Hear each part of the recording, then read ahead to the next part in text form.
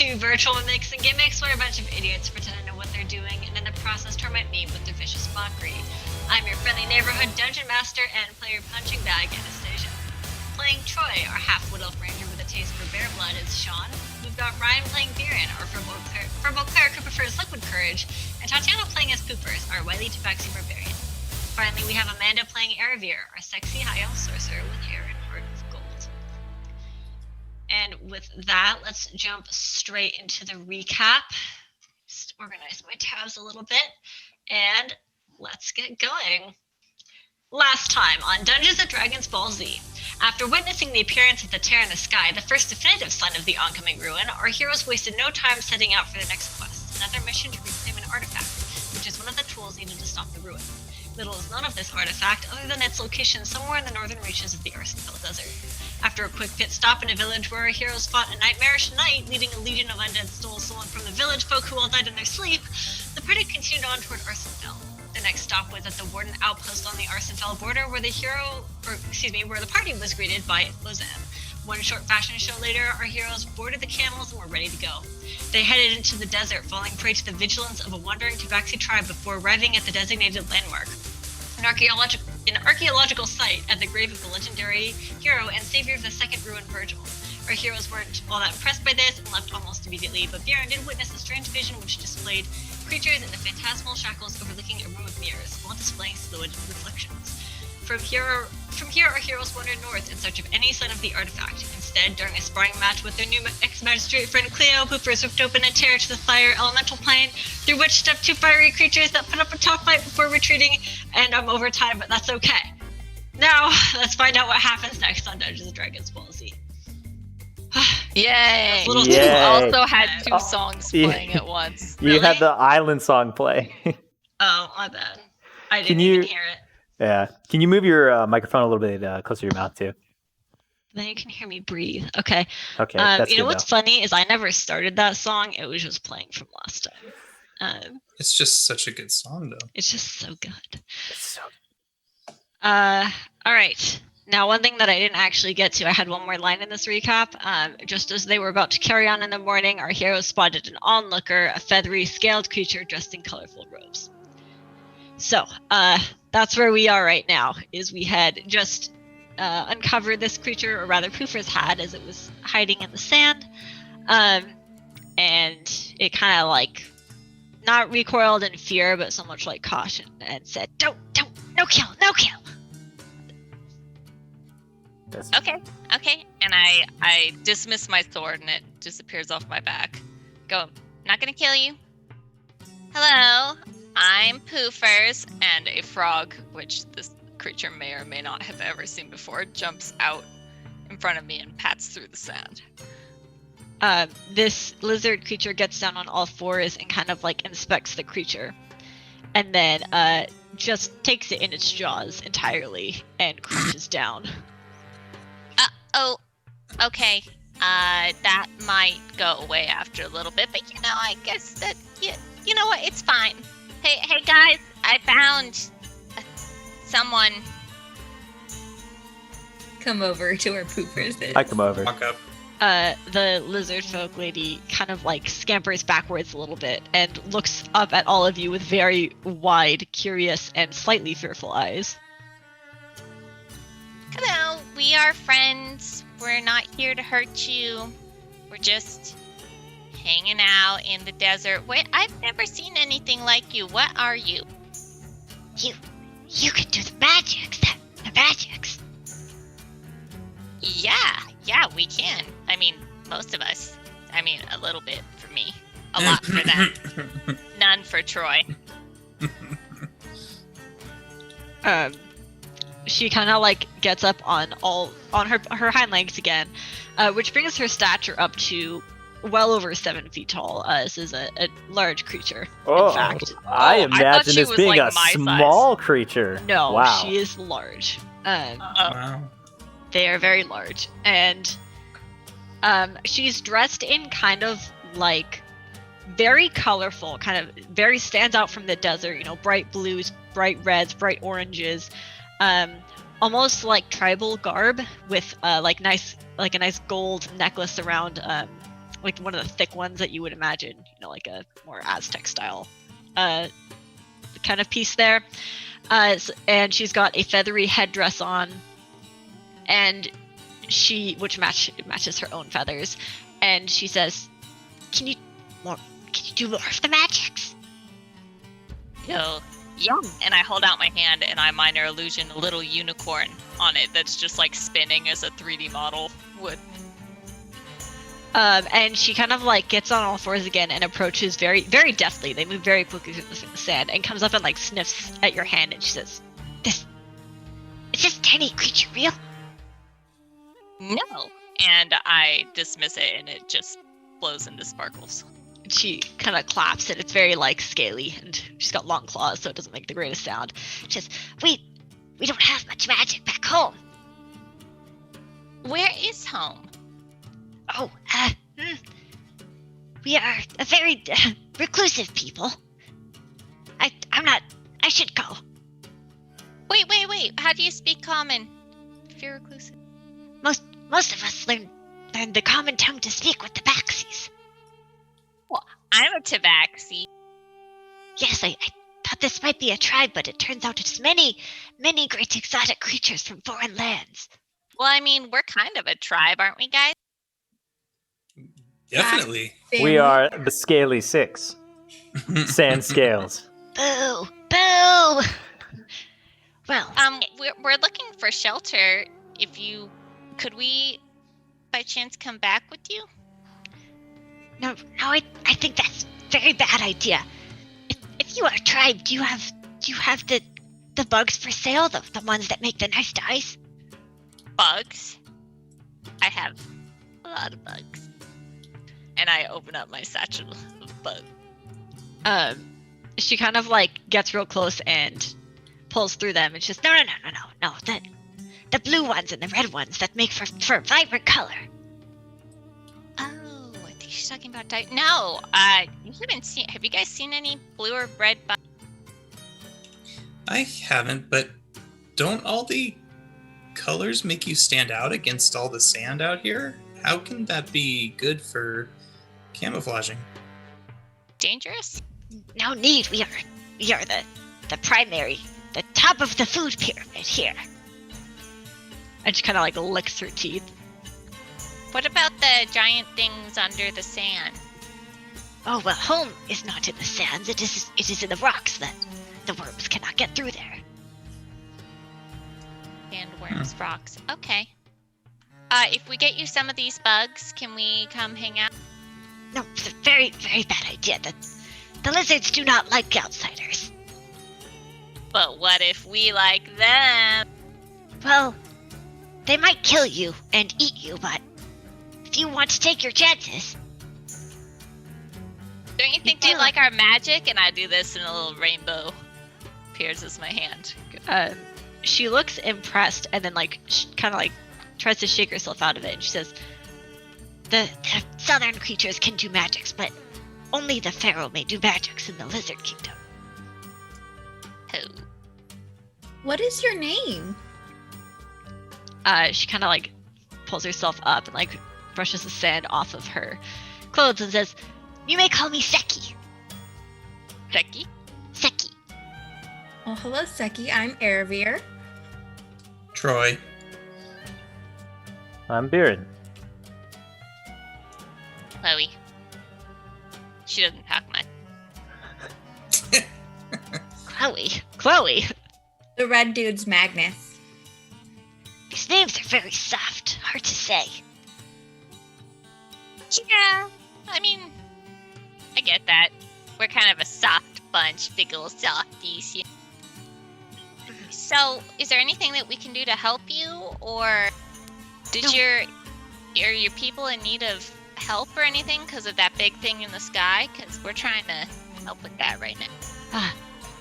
Well, help with the Eye of Wrath? No. What would What'd you you know call of it? this? The Eye of Wrath? Roth or Wrath? Wrath. R-O-T-H. Yeah. Well, it's R-A-T-H, but it's pronounced like aw. Gotcha. What do you know about it? We actually don't know that much about it except that it's...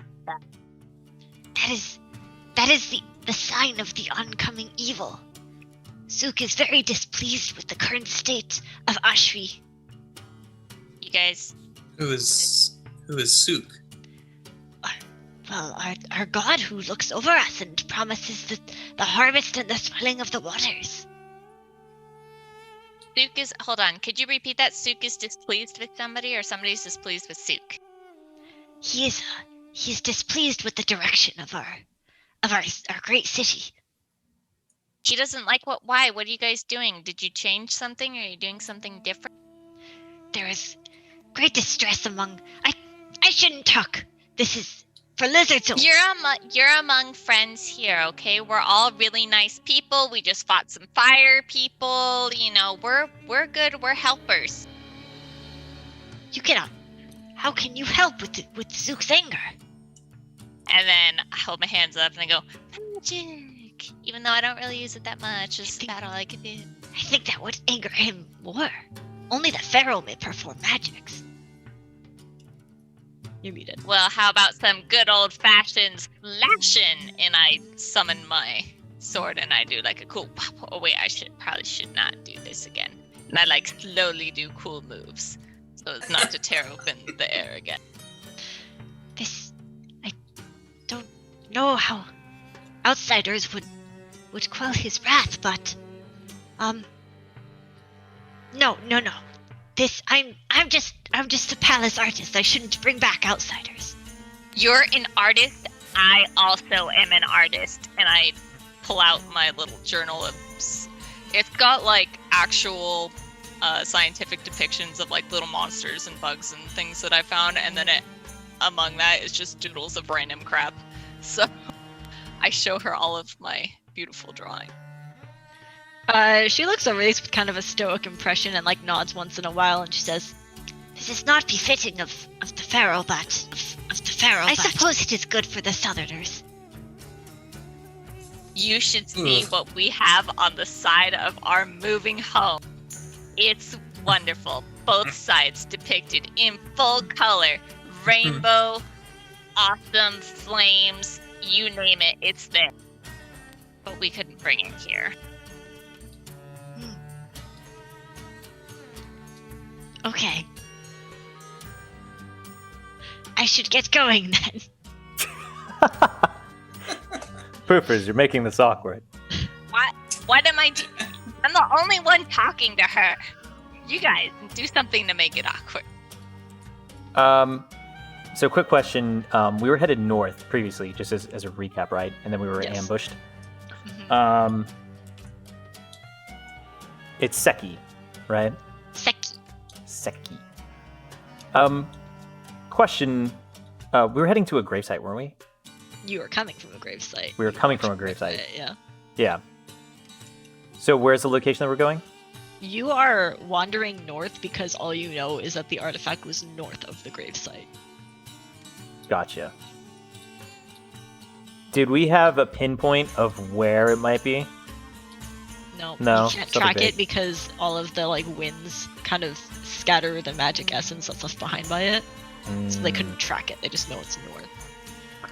Seki, has anything magical recently happened in your home? Maybe some kind of great power? No, just the Pharaoh.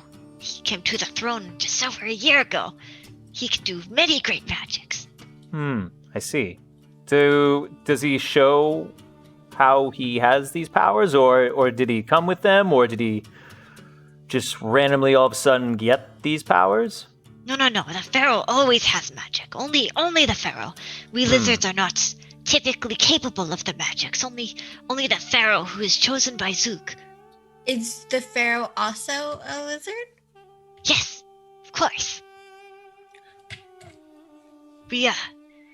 That is how we know he is the chosen one, for he's the only among us who can do magics. Does he use anything to help him do the magics? The Holy Scepter, which has passed through many generations of lizard pharaohs. And where is your home from here? South of here? Sure. Yes. I think we'd very much like to meet this pharaoh. You see, we're actually, I guess you could say, we're guardians, and we're trying to stop the eye of Roth in the sky from growing larger. And I think we might be able to actually help. Seki looks very conflicted at this. On the one hand, this is a problem that seems exclusive to their religion from how she's describing it. But she also she's not like authoritative enough to welcome outsiders. And on the other hand, it seems like she and probably others are very worried about this and could probably, if you feel like you're almost there with the persuasion. Essentially, you've got to just like push her towards one decision. Just a little bump, huh? So you don't want us to go with you because your pharaoh wouldn't like it, and we're not supposed to do magic. Here's Outsiders are not welcome. Forbidden. Not welcome. But what if you took us to the pharaoh, and then we actually could help him, and he liked us, and then you get all of the credit for finding the one group of outsiders that's actually good? What if I get beheaded for betraying our traditions? You don't have to get beheaded. Nobody.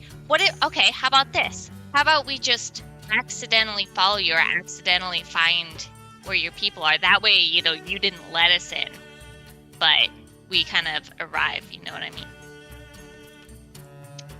mean? She ponders over this and then looks up at the eye in the sky and kind of like shudders and says, "Follow Seki."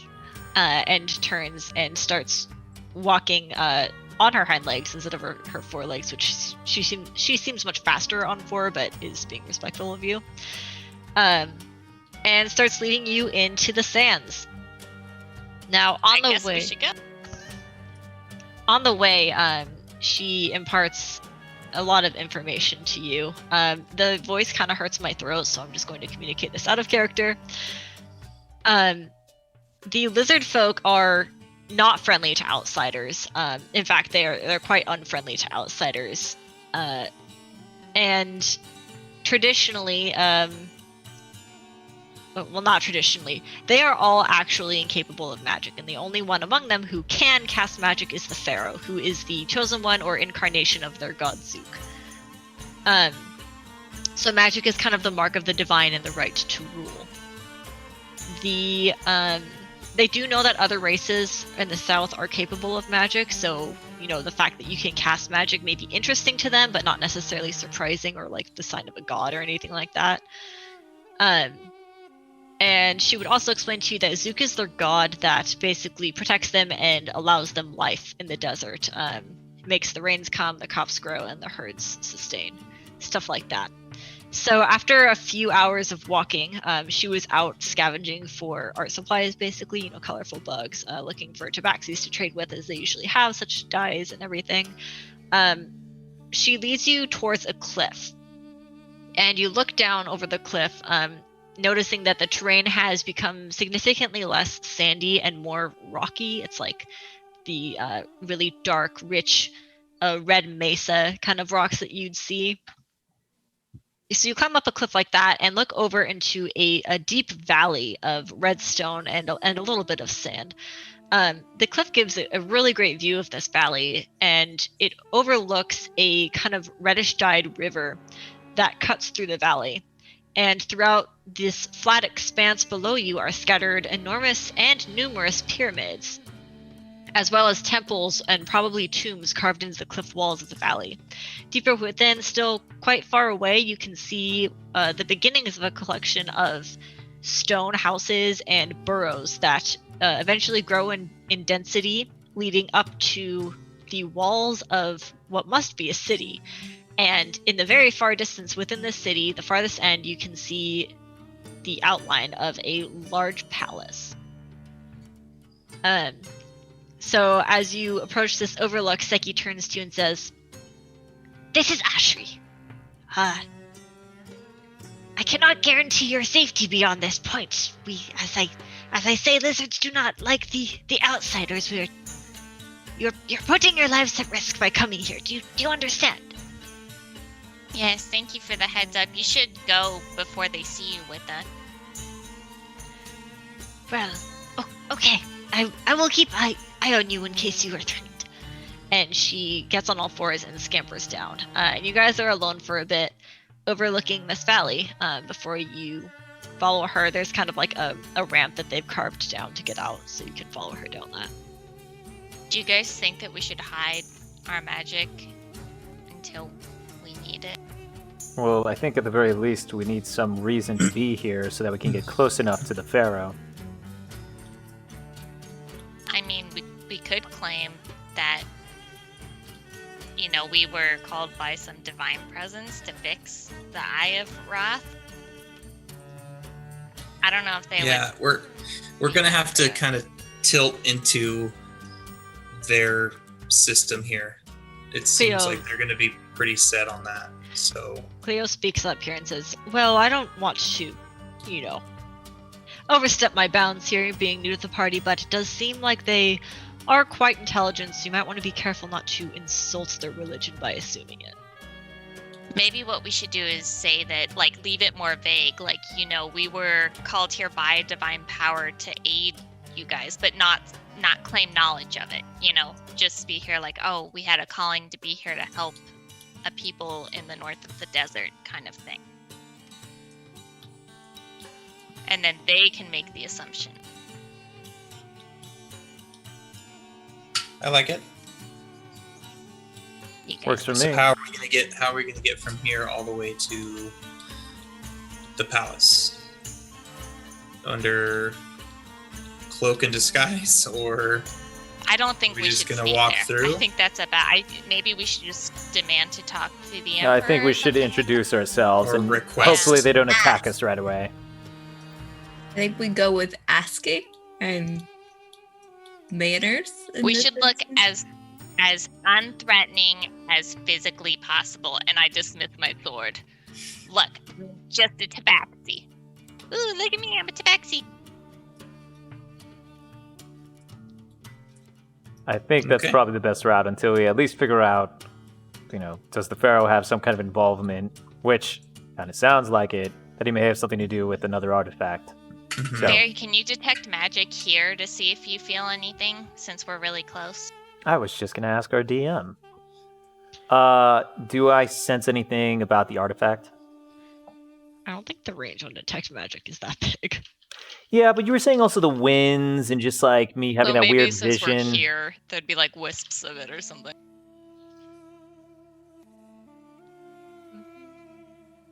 So the range is only 30 feet. Yeah, From here, absolutely not. You would not sense anything. gotcha. Yep. Just seeing if there's something in the air. Not close enough. But we should definitely approach this probably from a diplomatic perspective. I mean, we've never encountered a creature like this before. We don't know how intelligent they are. We don't really know anything about them, so we should probably go in with an open mind. And I would like to cast Comprehend Languages. Lasts for the next hour. Okay. I'm probably not going to use it to talk, but I want to understand what they're saying. Okay. You guys head down into the valley, and it takes about another hour to get to where the buildings start. You pass by a number of enormous pyramids that look like they were constructed with just unimaginable amounts of manpower. They're very impressive, and there is a great many of them. Eventually, you start arriving at the habitations, which appear very pitiful.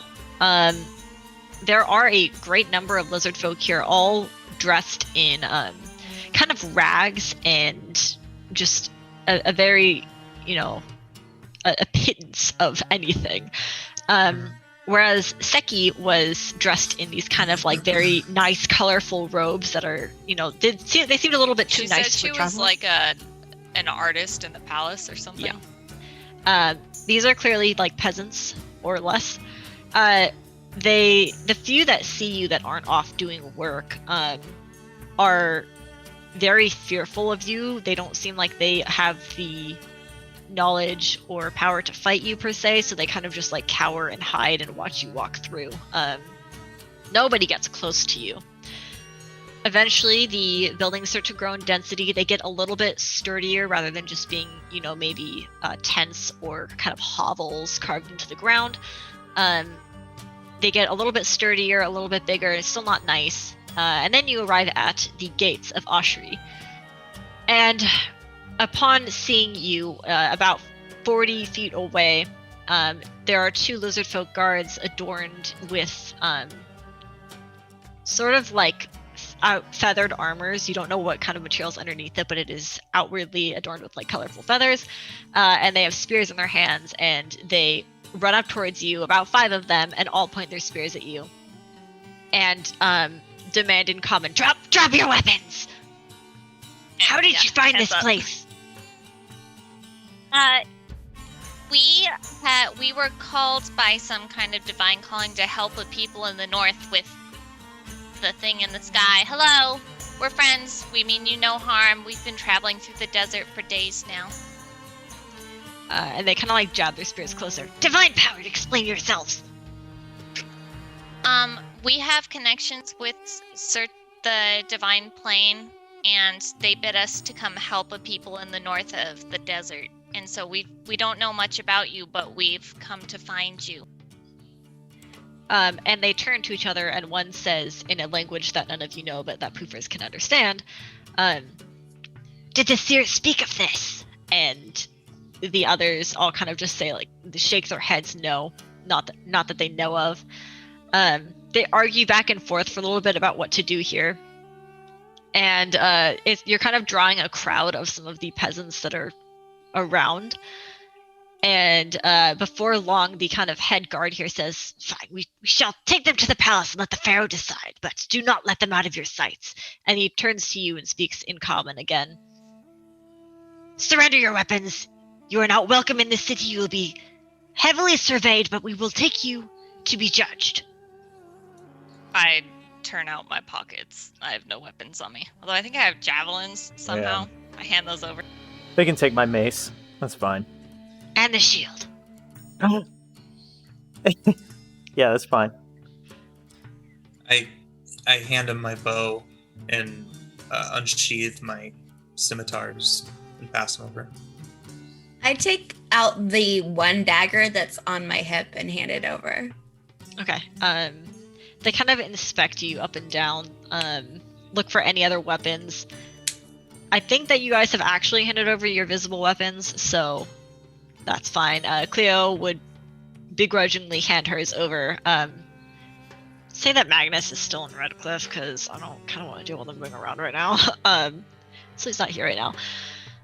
And like he would be pulling just stuff out of like his boot and his belt and just like under his armpit. And...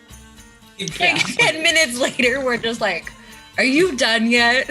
He's pulling weapons out of his weapons. He drops a bunch of small throwing knives. Like, I think I'm done. As they after they take all your weapons, they kind of round you up, surround you, and keep a very vigilant eye on you, and lead you through the gates to the city. Now, as you're leaving the outer area of Oshri, you notice that, as I said, most of the occupants there looked very kind of weak, poor, a little bit miserable, probably starved a little bit. Getting into the gate, the conditions are very, very mildly better here. It looks like the people here have a bit better of access to resources, though probably not much. And as these guards are leading you through this area, you see them kind of snarl and growl and snap at the peasants, who all cower away from them, kind of retreat as soon as they're within range. You're passing up through the streets and pass a few merchants, other traders who are selling mostly food that looks not that good, but it looks like it'll sustain you, and other sorts of essentials, scrappy clothing, pots, other utensils. But you do notice one kind of oddity among all of these, and that's an older lizard folk who he looks advanced in his years. In the corner of this small bazaar, and he is selling handcrafted sculptures of a creature that you don't recognize, but you can probably guess is their god. It's not long that you've been walking through these streets before a child is lost control of by its parent and runs out in front of the group and trips, dropping some meager scraps of bread right in front of one of the guards. And this guard snarls at him, stomps on the bread, and lifts his leg to go kick the child. And this child kind of like freezes up in terror, is choking back tears. And just as this guard is about to strike the child lizard, the older lizard man, kind of that was selling sculptures, gets up very quickly and like puts his hands up in front of the guard and says, "It's okay, it's all right, I've got him," and scoops up the child, kind of shushing him, comforting him, and pulling him away very quickly. The guards kind of angrily shake it off. They look in a terrible mood though, and continue leading you onwards.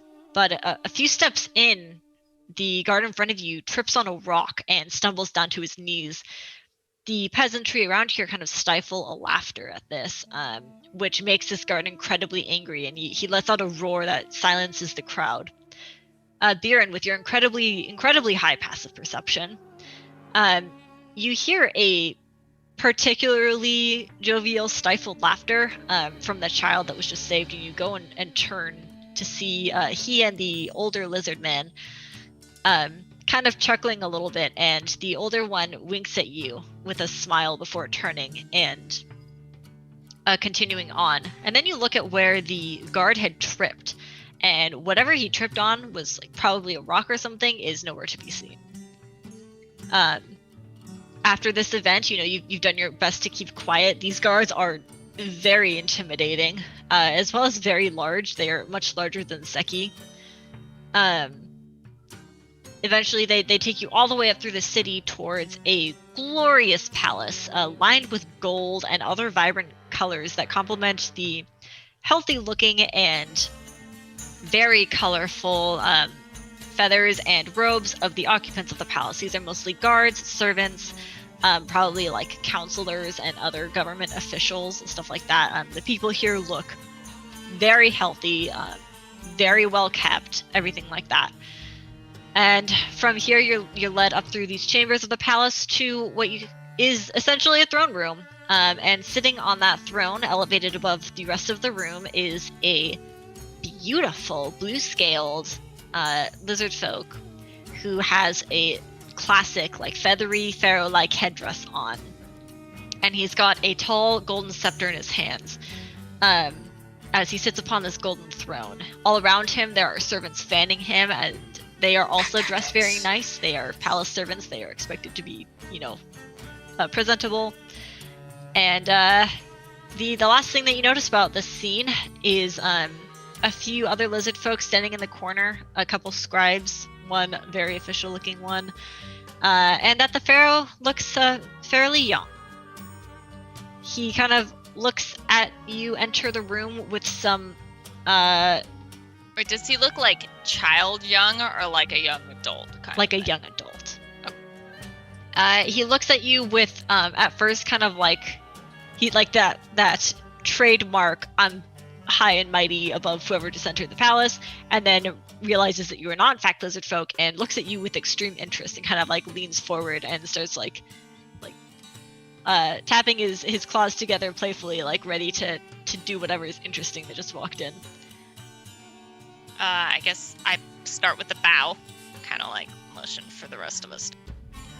I'll drop to one knee. I'll bow. I'll do a small curtsy. No,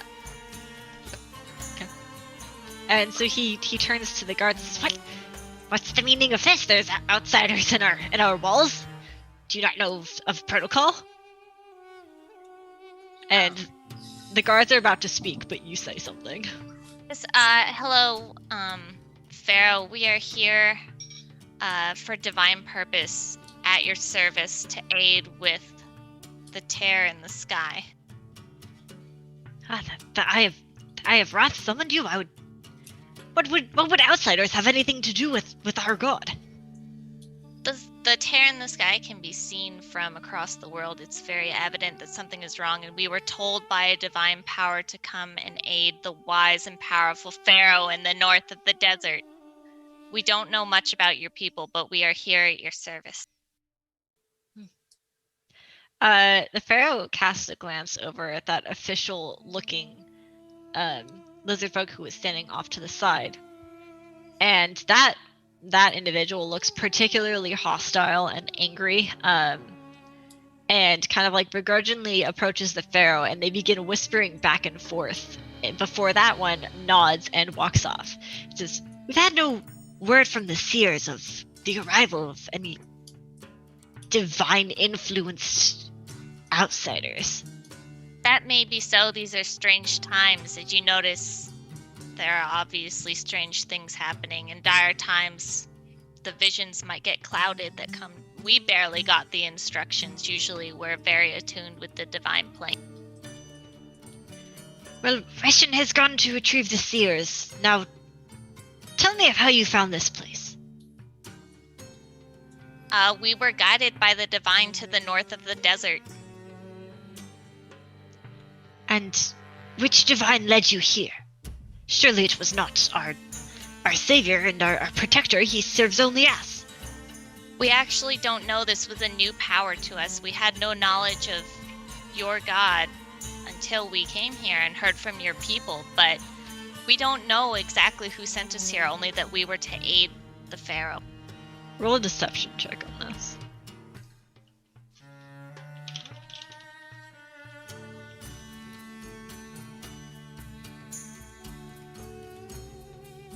I'd like to use an inspiration.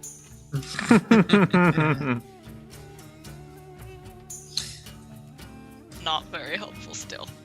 That'll be a 7. The Pharaoh looks incredibly skeptical of this. However, his interest is perhaps a pretty powerful influence over him. His curiosity, rather. And he kind of like leans back and taps his claws on the armrest of the throne. Says, yes, a divine influence led you to our secret hidden city to save our people. Alright, very interesting. May I correct? We're not here to save your people. We're here to help you save your people. Even better. Your Highness, I'm sure that when the seers do come, I'm sure that they will clear things up. Well, they should be here just any second. And I look over at the group like, I'm gonna try something. A few minutes pass, and the Pharaoh's just kind of staring at you with like a mischievous smile as he's tapping his fingers and waiting for the seers to arrive. The guards are looking fairly uncomfortable, but still powerful and hostile, and are kind of like ready to jump on you should you try anything.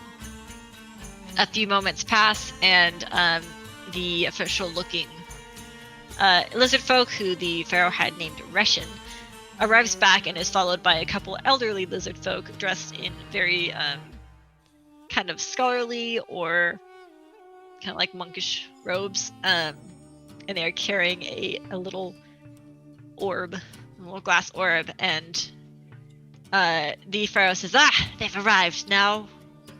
These outsiders claim that they have been led here by divine influence to help me save our people. What do you make of this? Question. Does it look like there's a hierarchy of the seers? Is there like a seer in charge? Any kind of indication of that? No, they look like they're on equal footing. On equal footing. Okay. Does one handle the orb? One is holding the orb, but they haven't started anything, so. Okay. I'm going to be watching that closely because I have a plan. Okay. They step before the Pharaoh and kind of give him a very deep bow before turning to you and taking a seat with one of them has the orb in his robes. And the Pharaoh kind of like sits up straight and closes his eyes as one seer faces the Pharaoh and the other faces the orb. And they both begin kind of like chanting something. This is your opportunity to try and do something if you'd like. Gotcha. Sorry, and there's two of them? There are two. One is facing the pharaoh, and the other is seated with the orb in his lap, kind of like his eyes closed. Gotcha. So one's interpreting it, and then one's gonna say it. Is that kind of what's going here? It's kind of like a It telephone looks- thing. Yeah, kind of.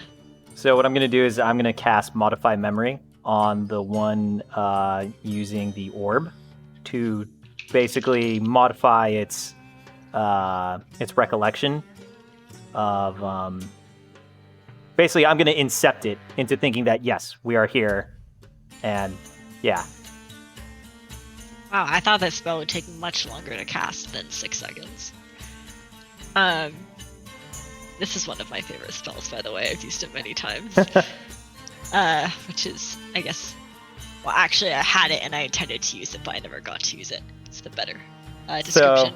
So I'm going to use Modify Memory on our little Orb Seer to give a vision of our group and some kind of divine power, kind of vision, quick glimpses of light, and us somehow saving You the town. have seen their god too. You can do like a vision of their god. We saw the little statues of it. Oh yeah. I'll do that too. Alright, during this kind of Hopefully it's the god they like.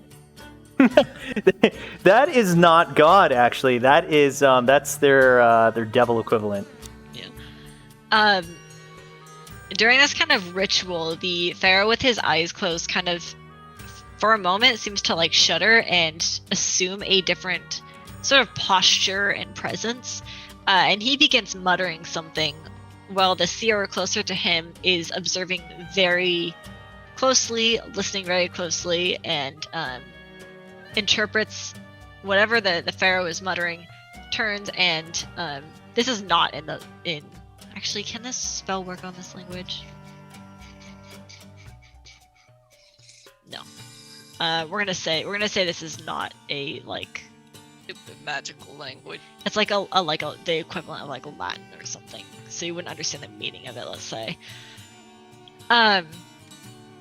And the first seer is interpreting that and chanting something which the second seer seems to be listening to and comprehending through his kind of commune with the orb in his lap, which is lighting up all sorts of different colors. At the end of this ritual, when the pharaoh kind of like shakes his head and opens his eyes again, and then, you know, like relaxes and looks back at you guys with interest, and at the seers, the second seer stands and bows again to the pharaoh before leaning up and whispering something to him. And the pharaoh's eyes widen with surprise, and he says, very interesting. It would seem that our seers have confirmed your story, but Ooh. quite unusual that our Lord would seek anyone other than his own incarnation to lead the people. Well, I suppose the timing is quite perfect. We're not here to lead, just to assist. To assist you in leading. It's a matter of semantics. Now, it is quite fortunate timing, and Reshin steps forward here and says, My lord, we should not so quickly trust these outsiders. I mean, their story may hold, but we don't know anything of them or their further intentions. And the pharaoh says, stop, it's fine. What else? Our god would never do that to us. He would never mislead us in such a fashion. Peasant. And Reshin looks incredibly frustrated and angry, but bows and kind of steps back. And the pharaoh turns to you excitedly and says, now, this is wonderful timing. We have had some very concerning developments here. Not just the Eye of Wrath, but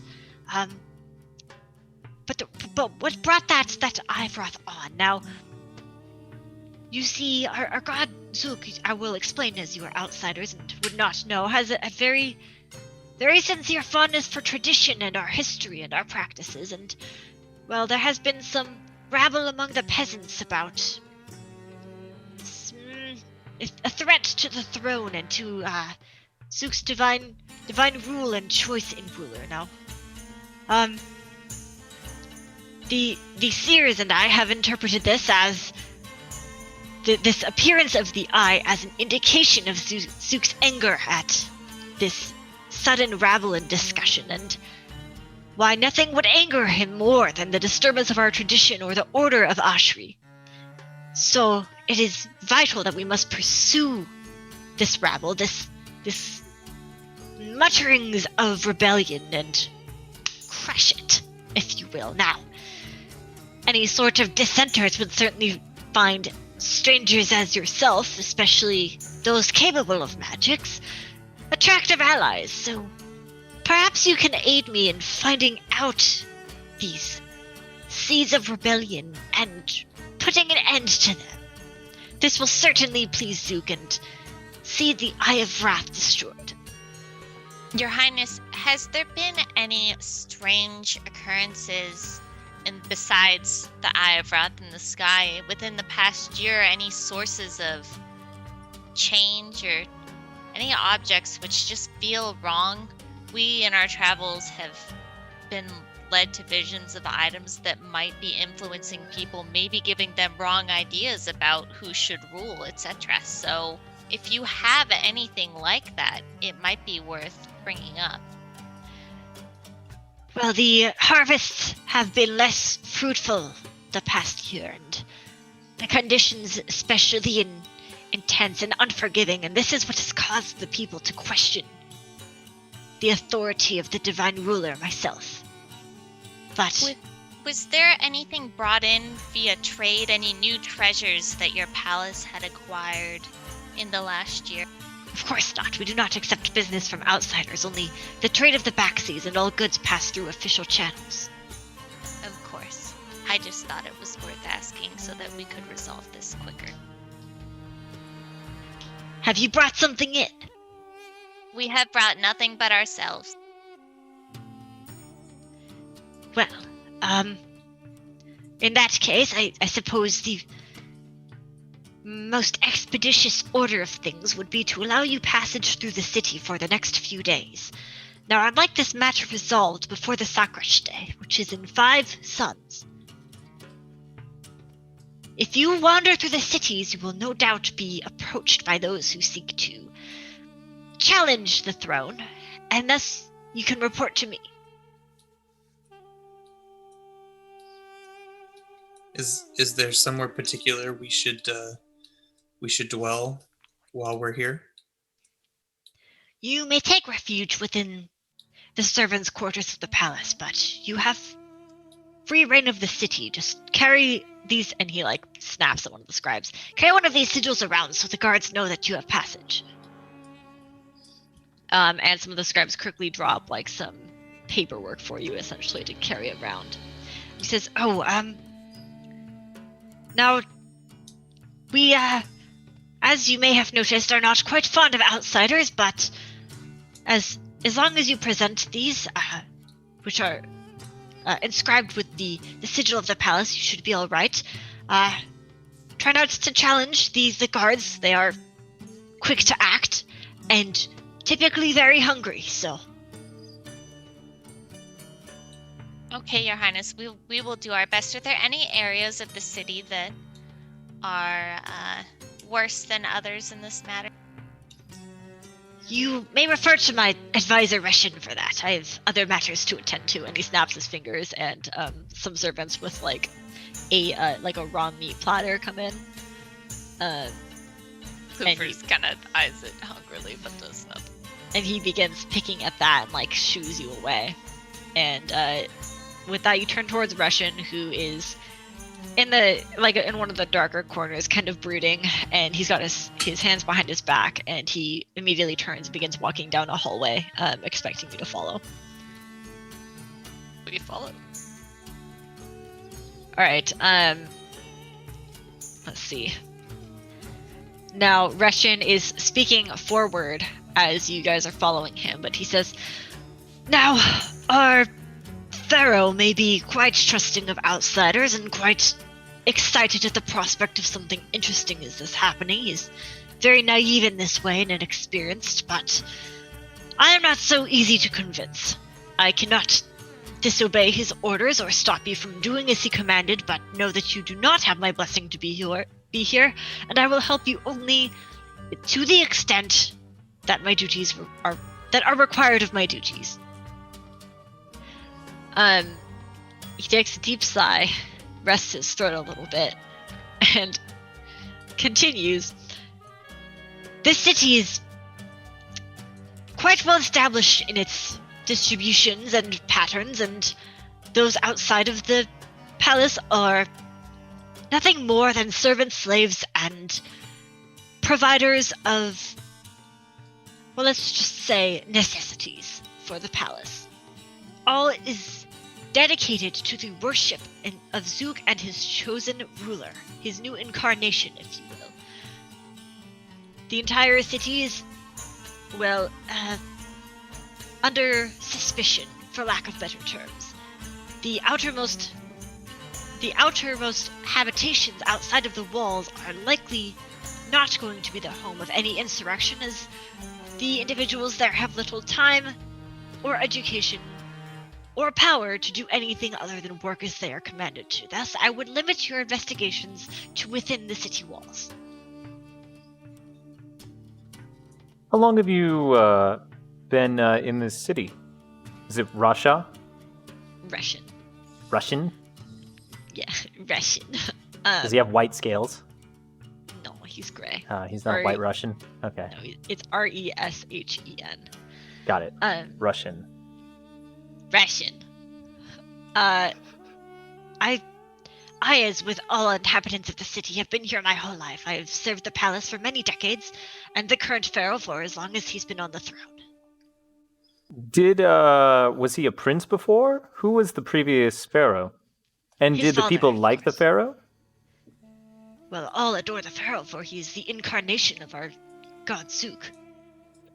But you were talking about an insurrection. Were these problems before with the previous pharaoh?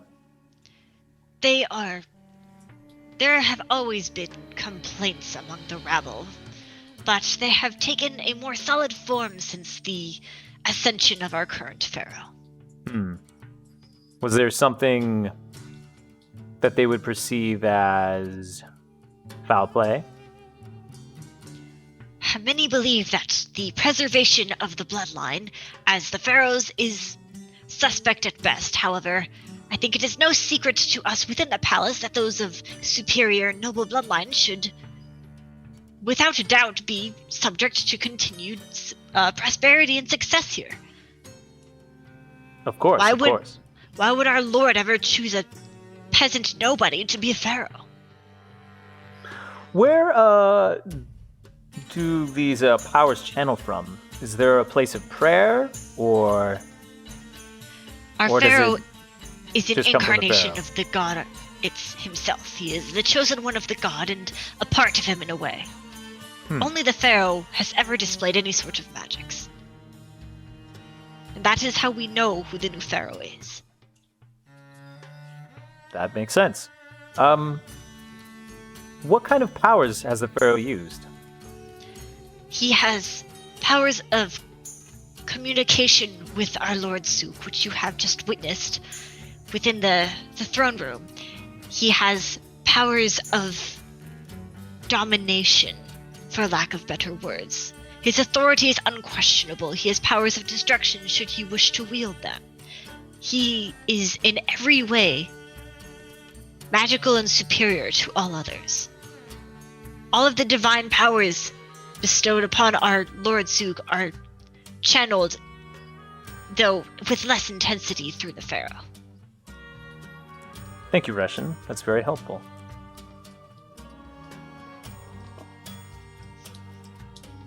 All of this Are we would still- help us be better equipped with knowledge when we are out in the city. We're still walking through the halls. Where's he Uh, leading us? He is leading you to what will be your chambers for the next few days. They are servants' quarters. They're not particularly nice. They are actually kind of well decorated because they're within the palace, but they're not like, like there's multiple beds to a room.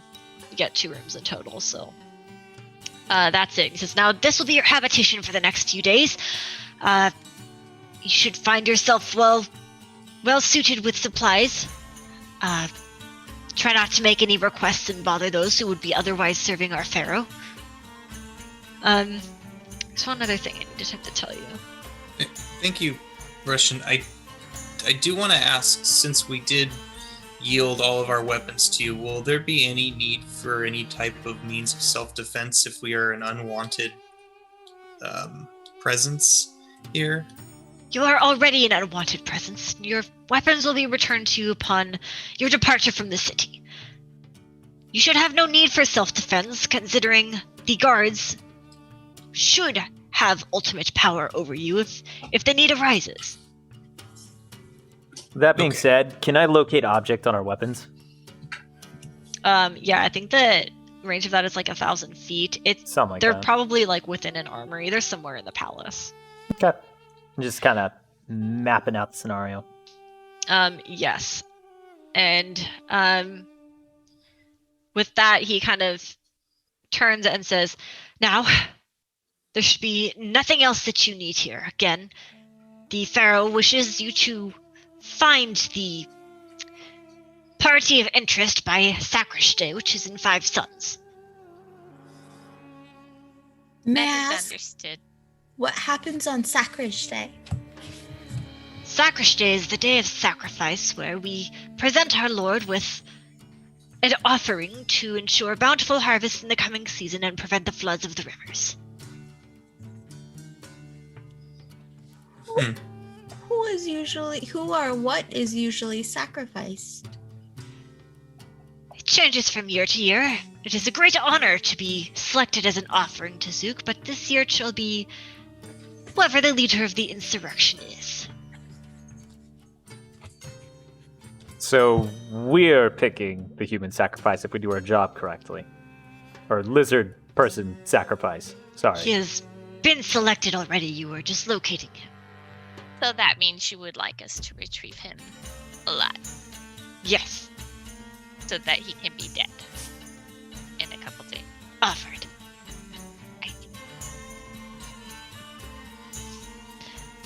Now, if you have no other business with me, I will be gladly departing.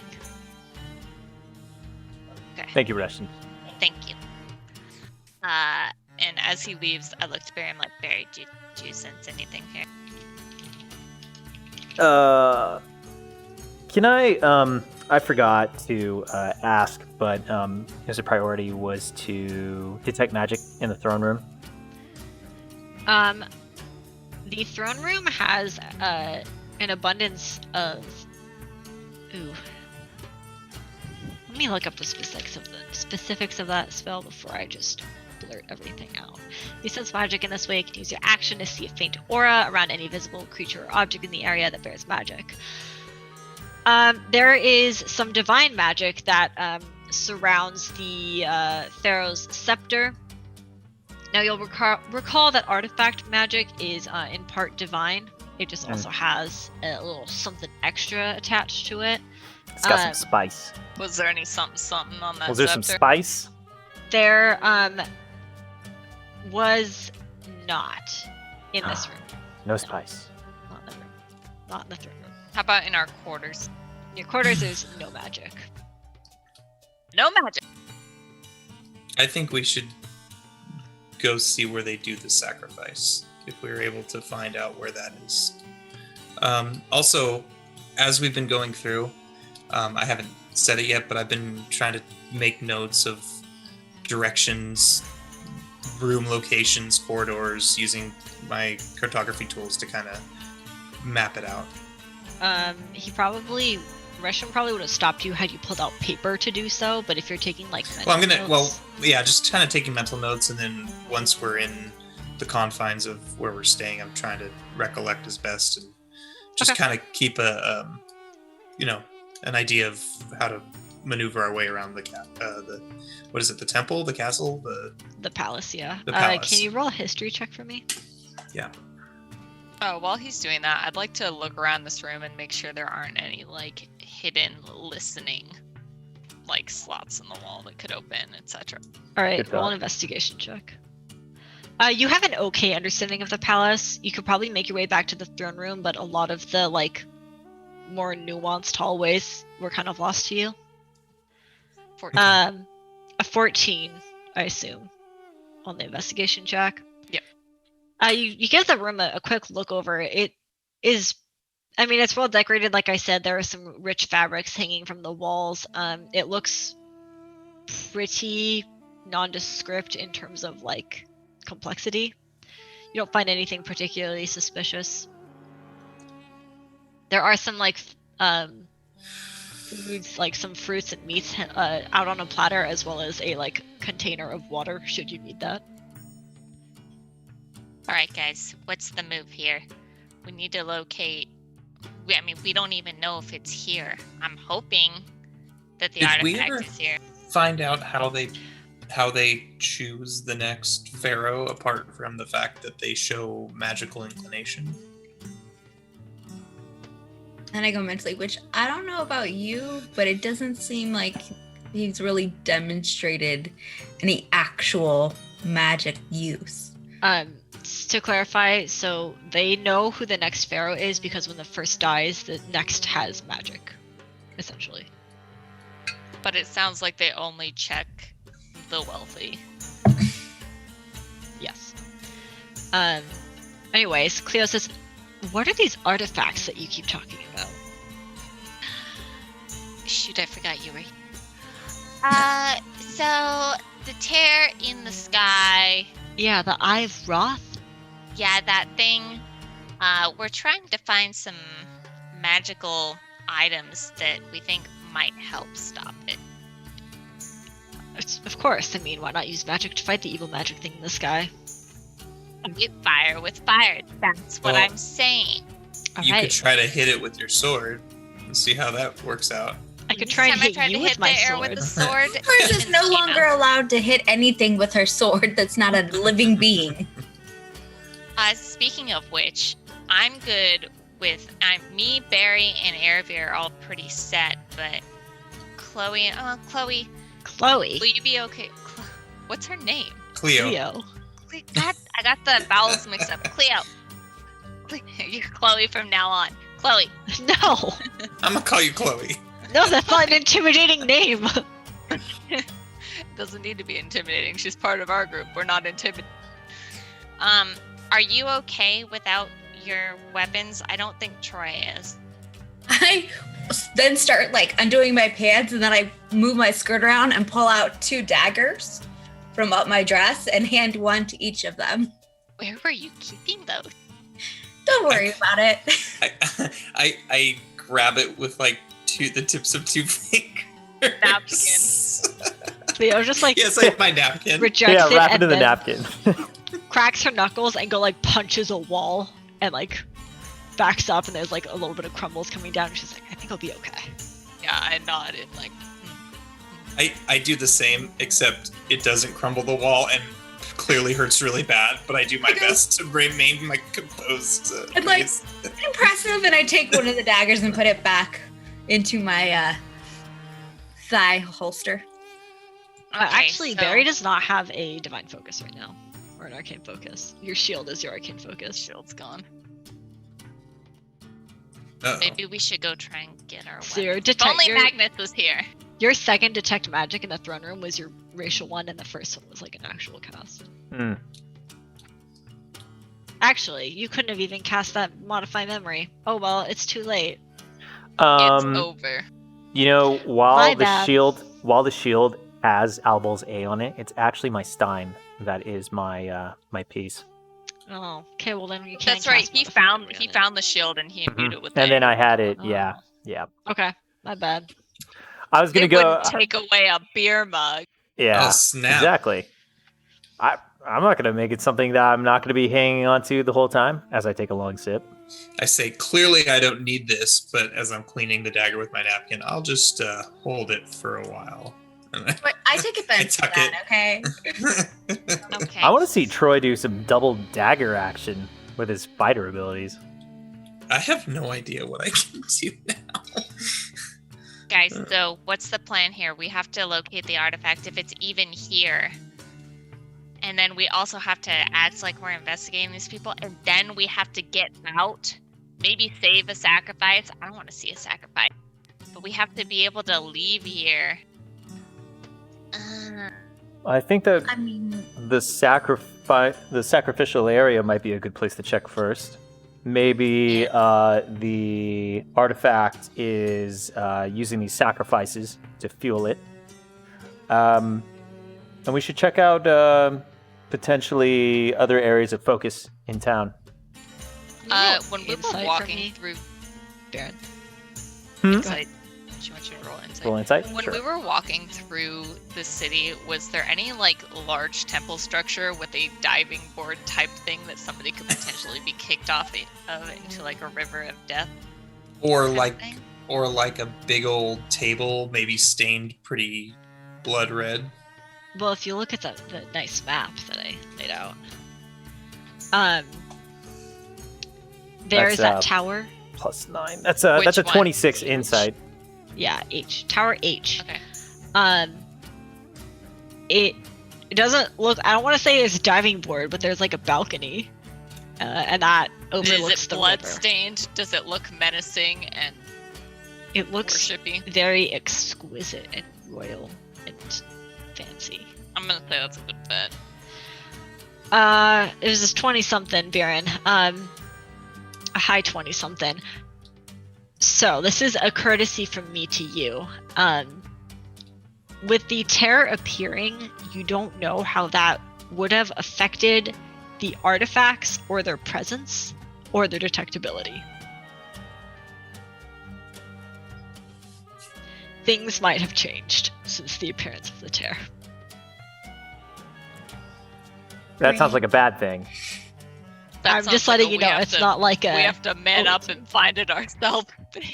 Hard and fast. It definitely sounds that way. On second thought, guys, you know what? I'm thinking we're just gonna have to find this item somehow. It's a good thing we're so good at investigating. We're such good investigators. All right, where are the bridges and where are the smoking ladies? Oh, look, there's like 2 bridges. Is there a park and a lady smoking under a bridge in it? No. There is, however, I'm a all lead out of that ideas. I've already given to Buren. Yeah, I know. I was hoping to save it later for narrative's sake, but you know, when we were being walked up to the palace, I noticed. Do you remember the boy and the old man? Yeah, when that guard tripped like an idiot dum-dum, it was really hard not to laugh. Well, it looked like he tripped on something, but there wasn't anything there, and both the boy and the man seemed to be very aware of what had happened, almost as if they used magic. I mean, it sounded boy like or the they man? only... I'm not sure. It sounded like they only test the rich people for the magic. I wonder if the poor people can use the magic too, but they don't. Well- They're not supposed to. Well, one is supposed to have magic. That's what they're telling us.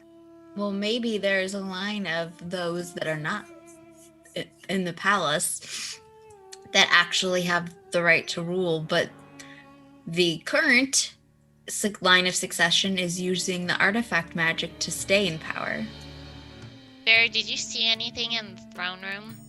Did you look at for magic-y things? It was a sub. Yeah, I was just gonna say.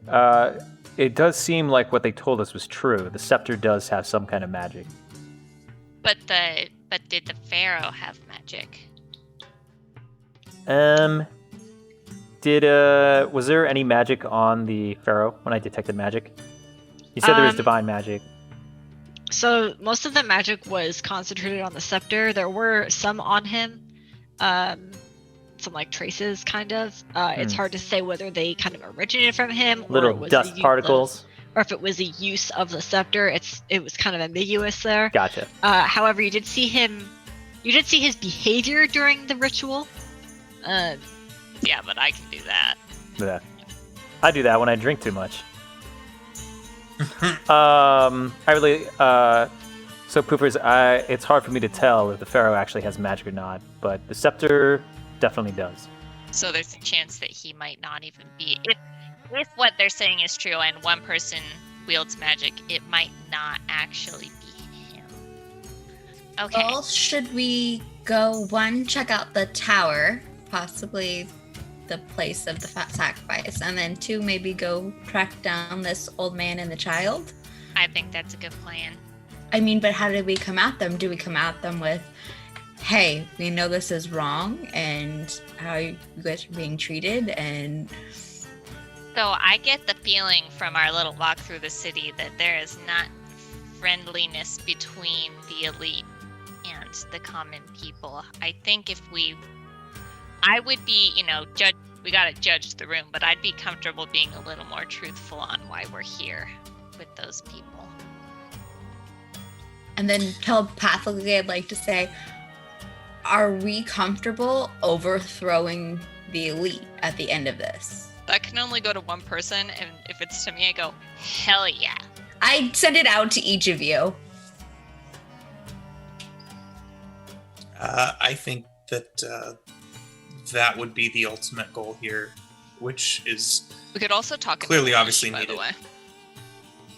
They don't Can I just talk in understand old speak? Polish. Oh yeah, we can speak in Oldish, our speak. native Oldish. Warden tongue. But Chloe Oldish. can't understand us. Cleo. Oldish. Cleo. Chloe can speak in Oldish for sure. Oldish and Cleo. Jeez.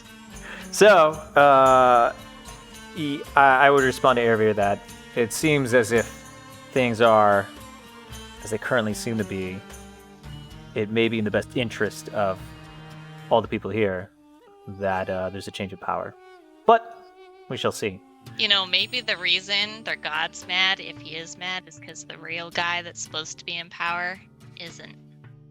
Just saying. Maybe that's why the crops are failing. All right, Just out so of for my own sanity, there have been crop failures all over the continent. I know. Okay. But I think this is a reasonable thing Yes. too. So we want to go to Thiel Execution Tower. Well, it is quite late in the day. So you probably We actually rest want to rest. But soon after you've settled in, a curious head pokes around the corner of your, pushes the robes aside and says, "Oh my God, you're alive!" We are so happy to see you. Yes, we made it. We're here. Hello. We have permission to be here, and I hold up the shiny badge Paper. thing. It's like a piece. It's like a paper, Paper. with like a seal Shiny on it. paper with a seal on it. Seki, come on in. We might be able to talk with you a little bit now. They talked about a sacrifice. Do you know where that is and what that looks like? So she makes her way over to the platter of meats that they left out for you and begins picking at those. She says, "Oh, thank you well. for the invitation. Help yourself. Oh yes, the sacristy. Yeah, the offering. Oh, it is a great honor to be selected as the offering to Zook. It is a wonderful day of celebrations, which guarantee that Zook will continue to provide for us and protect us over the coming year." And how do they select who's the lucky one? Typically, it is someone who has done great things for the society, or someone who has angered the god and needs to be remedied. Either or. And the person who picks the one that made the god angry, I assume, is the pharaoh. Of course. Yeah. Pharaoh is a wise and exceptional leader. Yeah, we got that from our meeting with him. Very wise, very exceptional. Curious, I know that the pharaoh has ascended recently.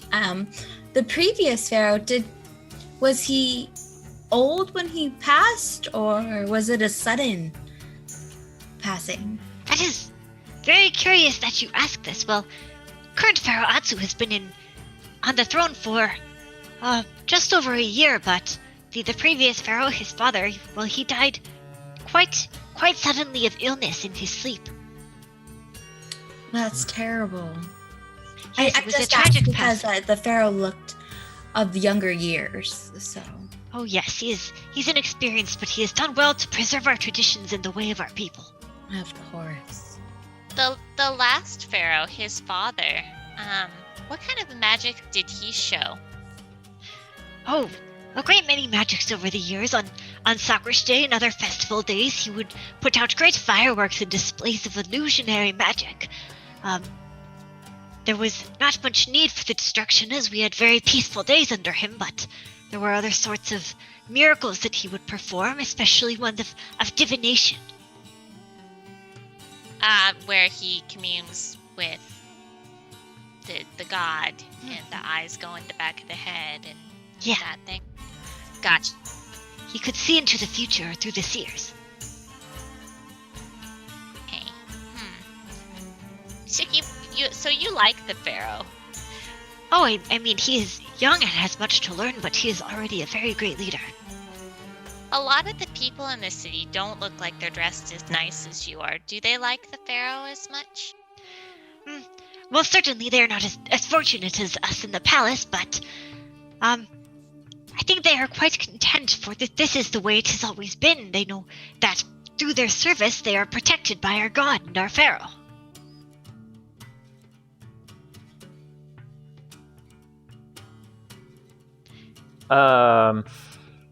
I speak in Oldish. That I believe that we should be careful what we say until we understand more. What is this fascinating tongue you speak in? It's a language that we use in our It's called special group Selfish. Southish. called That is Southish. very, very hard to say. Yes, it's also hard to speak. I'll teach you one day, maybe. Probably not. All right. Do you guys have any other questions for Seki, or are you ready to go get some rest? I think we're ready for a rest. Yeah, I'm ready for us. All right. I will show you some of my artwork in the morning, little one, if you wish. That would be wonderful. All right, and she just takes the platter entirely and leaves. Have we even eaten? No. Very. All Chop right. chop. Yeah. I use my spell, create food and water, so that we don't starve because our house guest stole all our raw meat. Yeah. All right, and with that, you guys go to sleep, and we'll take a quick break here. Okay, guys. We'll be back shortly.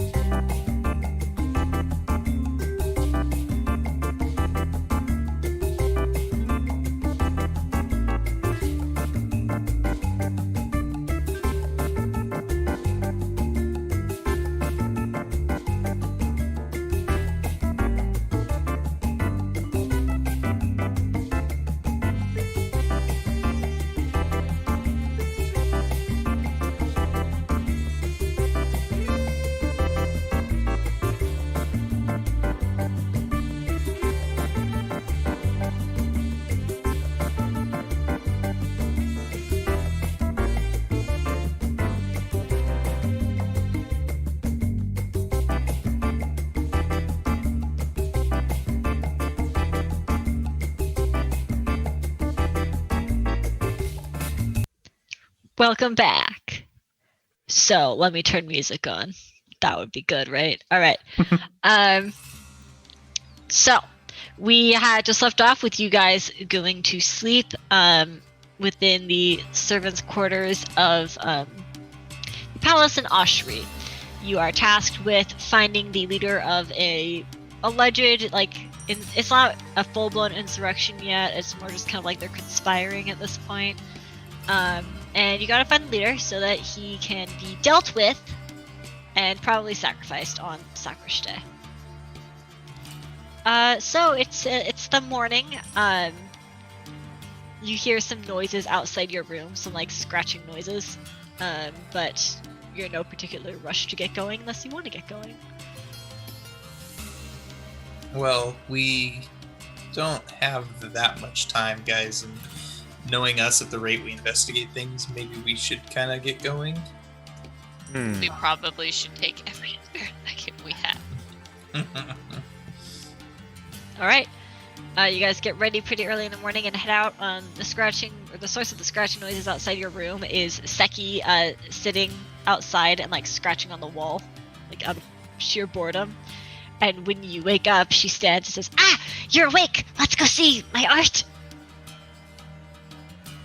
Yeah, let's go do that, guys. We can take 10 minutes and do it for sure. So she gets really excited and very speedily leads you through winding corridors of the palace to a very grand hallway, where the walls are covered floor to ceiling in all sorts of artwork. And she leads you to one kind of corner of it where she kind of proudly displays it. All of the art in here, including hers, is very, classic Egyptian style. It's you have the kind of side cannon going on, lots of hieroglyph style writing, all that kind of stuff. And she very proudly displays what is probably a tribute to the current pharaoh. It looks like there's kind of a section for all the pharaohs that have ruled so far, and she was in charge of doing this one. It's still in progress, but what do you think? Is it much better than the Southern Arts? Is it pretty good? It is very skillful. It's just not it's not hyper realistic or anything. It's a very different style than what you've seen. It is wonderful. Definitely much better than what we have in the South. I see, I told you. I'm very impressed with your skill level. Oh, thank you. And Are there hieroglyphs? Does it look like it's writing or anything? It is writing art? And art, yeah. Can I what does it say anything? What does it say under the current pharaoh here? Oh, well, it is mostly a story of his ascension, and there will be room left for the description of his rule from here on. It is mostly me just preparing the space for it. Can you read it to us? No, because I It don't looks have so it written beautiful. out right now. Okay. But it is mostly just talking about how great he is. But it He's doesn't a say cool anything guy. about his rise to It's power or anything like mostly kind of the typical, in this age, you see the rise of this pharaoh who, and it describes him a little bit, his expectations of his legacy and that kind of stuff. It's kind of just a, so what's the right word? A coronation kind of description. It's not a very specific to his personality. It's not so kind of deal. historic. It's more just Yeah. ceremonial. Okay. Dear glorious leader has risen. Yeah. Okay. She's now this part over here I was out searching for dyes for, but I found you instead. Can your furs be used for dyes? You were quite exquisite colors. Ever tried? That's a good question. I have used Barry's blue fur to make myself a beard before. I haven't tried to dye. What's wrong with telling her this? Poofers, I still have a bald spot from last time. I looked at you, actually have a bald spot. Well, where you usually rip, you go underneath my Where you usually live. my armor. The hair's definitely shorter and Yeah. and It's that, like, you many know, when you bald shave a spots. pet and for like, you know, like for whatever reason, like, oh, you got gum in your pet's fur, you know, and there's like this like lightly shaved area. That's like the entire right side of my torso. I'll pull from the other side next time. No. Poopers. Okay, we can talk about this Even later. them out. You have many bald spots, one on each arm, I see. Is that genetic? Is she referencing the tattoos? Yeah. Well, one is underneath my fur now, isn't it? Or I guess it's still growing? Your fur, it is still growing, but your fur is also dyed that color. It is like visible. to Yeah. your fur. Yeah. These are special symbols. I don't want to allude that they do anything. So this one is about a bird that I saw one time, and this is because I like boats. We see many Does birds he and many loves boats. boats? he does like Anything boats. to do with water, loves it. We have an excellent cargo system here that takes supplies from the north to the south of the city through the water.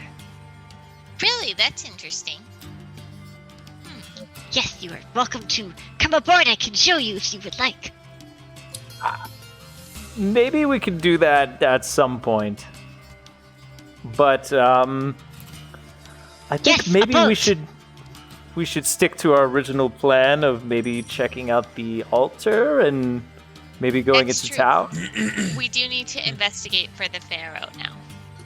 Oh, well, I will not want to get in his way. You go ahead. Go ahead. Do you have any information on who may be behind this? The whisperings of The what? the The people who whisperings of don't an like him. insurrection. Everyone loves the pharaoh. It is the way. This Okay, is the then. way. Okay, never mind. All right, Let's go see the altar. let's go into the city. Altar. All right. You leave the palace. You have to ask several guards for directions about how to get out. There are multiple levels here. Troy hasn't been able to observe all of them. But And he's trying. yeah, and you cross one of the bridges over to what you assume is the like Tower of Sacrifice.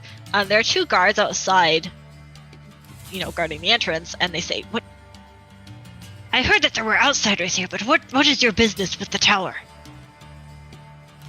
Just flash the paper. We're here on the orders of the emperor to perform an investigation. But this Pharaoh, is. not emperor. Should you not be going through the city? What business do you have at the altar? We need to understand the pharaoh's power, and we just feel like we might be able to connect better if we see, you know, the Possibly if great something structure has for the gods. maybe changed Gods. around here that has upset your god, and we want to see if that might be the case, that something is off and that is why he's upset and that is causing the issues. So we are trying to be very thorough. Is it not the peasantry? Well, something could be influencing them, some type of change in anything it could be. We want to make sure that we are just not missing anything at all. Roll deception on that one.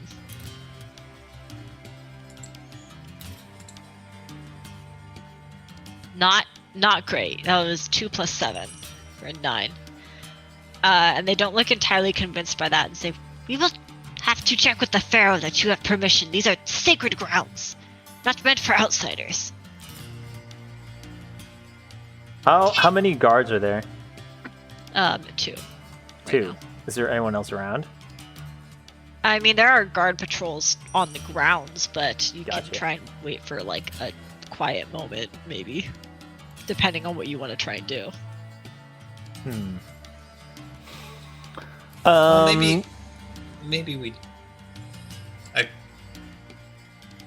kind of lean into the group. Should we go look at the other parts of the town? Yes, maybe we should. And then, as are we okay with that? Can we kind of start walking that's backwards? Should mumble in Oldish, like we should probably take a look and see if there's some other way to get inside this altar. Based on the map, it looks That area that has the F next to it. I'm assuming that's the altar area. Yeah. No, H is the altar. Oh, H is the altar. Okay. Oh, it's that tower there. I would assume that there's probably another way to get inside. Mayhaps. Let's Mayhaps. just go follow up on Fairy Sleep then. Yeah. Alright, so Bjorn, you had recalled seeing this entire event with the old lizard man and child in the bazaar, which is marked by B. You can make your way back there. The guards that you pass on these roads are... they shoot you some very, very dirty glances. They do not approve of your presence here, but they also don't inhibit you or anything like that. You get the sense that the word has kind of spread that you're allowed to be monitored and they can step in if they see you doing something wrong, but they're not supposed to interfere with you unless you know there's cause to. Can make your way to the bazaar. The civilians of the town are very wary of you, very skeptical, very suspicious. You kind of they take like a wide berth from you if they have to pass you on the road. They don't seem too excited to have to interact with you, so you get some kind of have like that, like, you know, those high school movies where the uncool kid has like everyone sitting super far away from him. It's like that situation. I'd like to minor illusion around us, a very, very subtle, so that like nobody would really notice it, like golden aura around us. Not anything like bright, but just something that might make us seem more comfortable or like attuned with the surroundings. Are you trying to come off as like holy or as like Not trying to come off as holy, more just like a comforting light. Like we don't look like warm? Yeah, exactly. Okay. Also, I'd like to cast Comprehend Languages.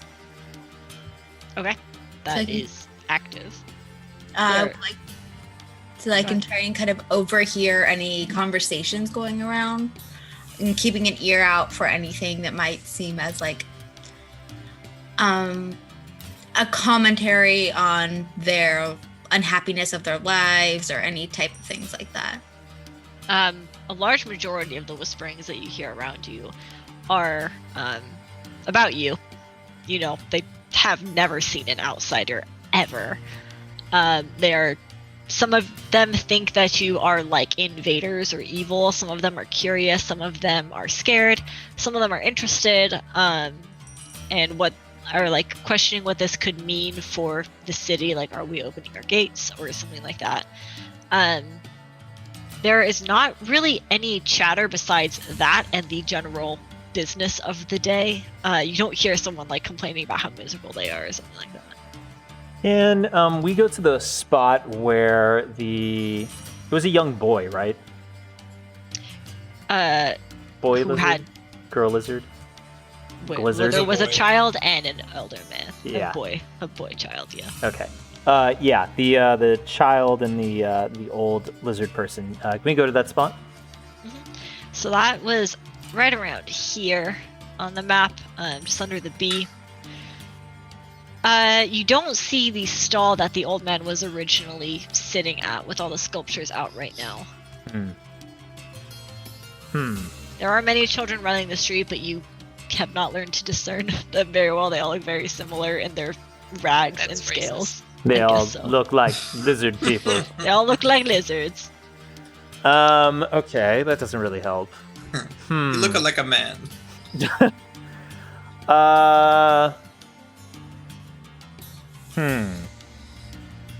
Is there anyone else that we may have noticed from the crowd before? Roll a perception check Sure. and a history check. Oh. Both. That's 17 a on 17 for perception and a history check. Come on, give me a good one. It's a 14. Not bad. 14. So looking around, you don't specifically remember faces per se, but you know, it looks like these are merchants who come here pretty much every day. A lot of the stalls don't look like they're torn down daily or anything like that. Some of them are, Not all of them though. The bigger ones are probably a constant presence and are just restocked during the day. You think this is the case with some of the nearby stalls, and that's what you discern from everything. You think that's probably a good starting point if you're looking for someone trying to talk to some of the more constant presences in the bazaar. That would probably be the way to go. So what's our nearest local presence? There is someone selling some, it's not really fruit season. He's selling some pottery. Cool. I would like to go to the Patre Master. Actually, we're gonna make it a she. So as you approach the stall, the Lady Lizard folk, she doesn't look as, destitute as some of the other people here, and especially not as poor and unhealthy as the people outside the gates. But she looks like better off than the other people around her, but not great, not like palace level. And kind of shies away from you as you approach, and then, you just kind of stand there, I guess. Do you say anything, or do you wait for her to come closer? I'll look exceptionally interested in her pottery, so that it does appear that I am going to buy something. So she kind of slithers a little bit closer and says, "Big stranger interested in pots?" I think so. I like to drink a lot, and sometimes I want to hold something in my other hand so I can drink from both. Do you have something about this large? And I hold my stein. Poofers is attempting to scramble into one of the larger pots. Like one of the ones on the ground, or on Yeah, the well, like a cat would. Okay. She looks over and is basically too cowardly to stop you from doing that. Poofers. And I'm inside the pot now, and I go, "What?" And it echoed. Please don't break anything, Poofers. I won't break nothing, don't worry. Well, we have goblet, and she holds up a it's not like super craftsmanship, but it is competent. Just like a clay goblet that's been crafted. But with handle, we mostly have the sort of, what were they called in the olden days? They're things that they would use with wine. What, chalice? No. It's like a thing Oh, are you talking about the... a pitcher. Yeah. But there was a specific word for it that I can't remember. Decanter? No. It's close. I think that's right. close. Decanter. But that's not like the island. Or no. It's a craft. Like a craft or a half craft. It's one of those, yeah. I took art history 7 years ago. Art history 101, and I should know this. Yeah. So I'm good with the solo objects. Hang on, let me switch back to character. I think that first one that you showed me, I think will be suitable. Doesn't need to have a handle, just needs to be good to drink out of. How much is it? It holds drink very well. And she takes some water from a pitcher nearby and pours it in, and kind of shows you that it's quality, in that it can hold. Is it quality, or is it? It works. Or is it some shoddy craftsmanship? It is not particularly artistic, but it is a craftsmanship unlike you would see elsewhere in the world. That makes sense. She's not an artisan. She is very, very practical. Gotcha. How much? How much do you have to offer? She drives a hard bargain. I'm not going to. I'm not going to do the last thing I did with the bazaar with the random. their store cover. Buried. I'm not sure what their means of trade are here. We have gold, but they may trade in. This is true. Food or other items. If we pull out gold, Oh my God. If they trade in food, we're gonna do really well here. So we should We are so they rich. trade in. I have things to trade. Do you also take gold? I will take gold. Or food, perhaps.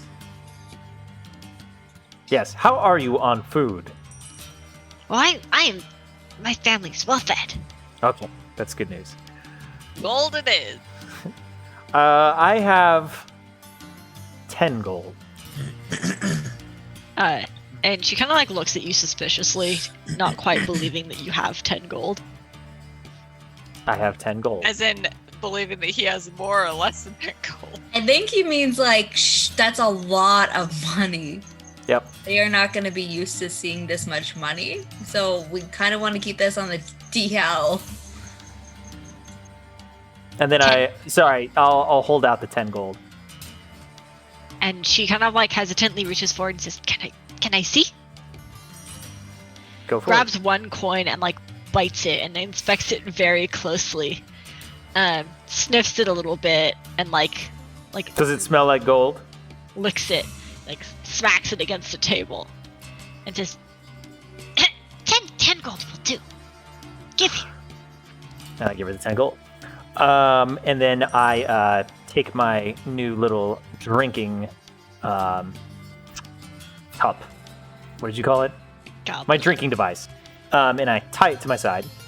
And I ask her, By the way, all the other merchants, their like eyes widen as they've been observing this exchange over here. yeah, good. That's what I was hoping for. I also saw an interesting stand.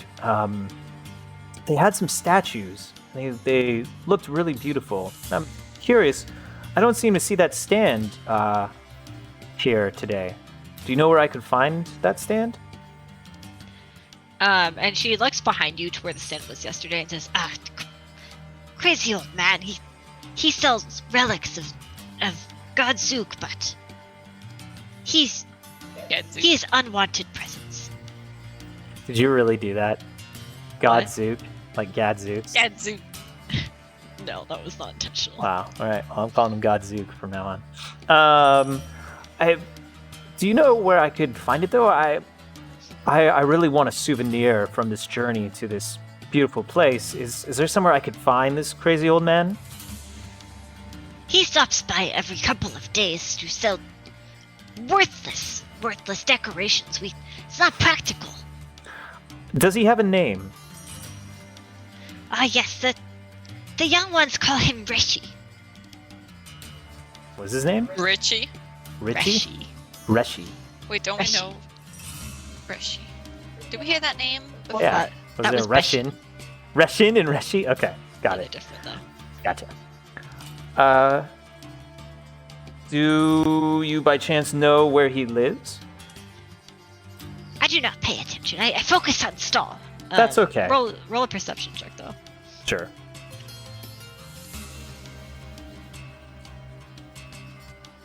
Um, 12. Let's make a roll, Mike. Rolled a 1. Okay. So you notice some children are peeking around a corner, like watching you.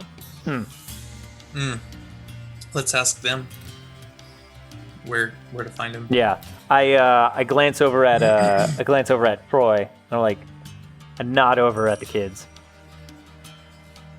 Okay. Are you staying at the stall? I'm gonna keep, since I have the view of the shopkeeps, I'm gonna kind of do one of these like looky-loos, like I'm gonna buy everything in the place kind of thing, you know? Poofer's just fallen asleep inside the pot. So just for I look in the reference, pot and see that Pooper's is sleeping. I'm like, okay. all of the wares in these stalls are ultra practical. They're meant for like surviving rather than, being extravagant or anything like that. Sure. The clothing stall that Erebor might be interested in isn't some like lavish dresses or anything like that. It's very Just utilitarian. gonna ask about that. It's very utilitarian. At best, they might have some decorative, like armbands or a headdress made of very nice, intricate feathers, but those would be very few in number. It's mostly practical. Troy, you walk up to the children, and they kind of like cower behind the corner at your approach. I know the race is kind of a taller race. How big are these kids compared? These to me? ones are about Pooper's size. So Okay. So I'm gonna kind of kneel down a little bit so I look a little less threatening or menacing, and I'm gonna pull, I don't know, a little writing utensil out of my cartographer's tool, and kind of hold it out, like present it to them a little bit. I said, I'll say, I've got something for you guys to come use here, and I'll show them that it can be used to write things. So they kind of like get on all fours and, you know, crawl up closer and observe what's in your hand with great curiosity. One of them reaches out and tries to, like, not like take it, but like take it. Oh, yeah, I hand it over and pull out a little, I don't know, piece of parchment or something I use for cartography, and just show them how to kind of use it, just to get their interest sparked and kind of show them that I'm not a threat to them. It works exactly as intended, and before long they are very enthusiastically kind of like drawing and having fun. They don't obviously have not used something like this before. Right, and while I'm doing this, I'm trying to make note of if there's any one of them in particular who seems a little more, maybe a little older, maybe a little, I don't know, wiser's not the right term, but somebody who I might be able to speak a little with beyond just that of, you know, a curious child.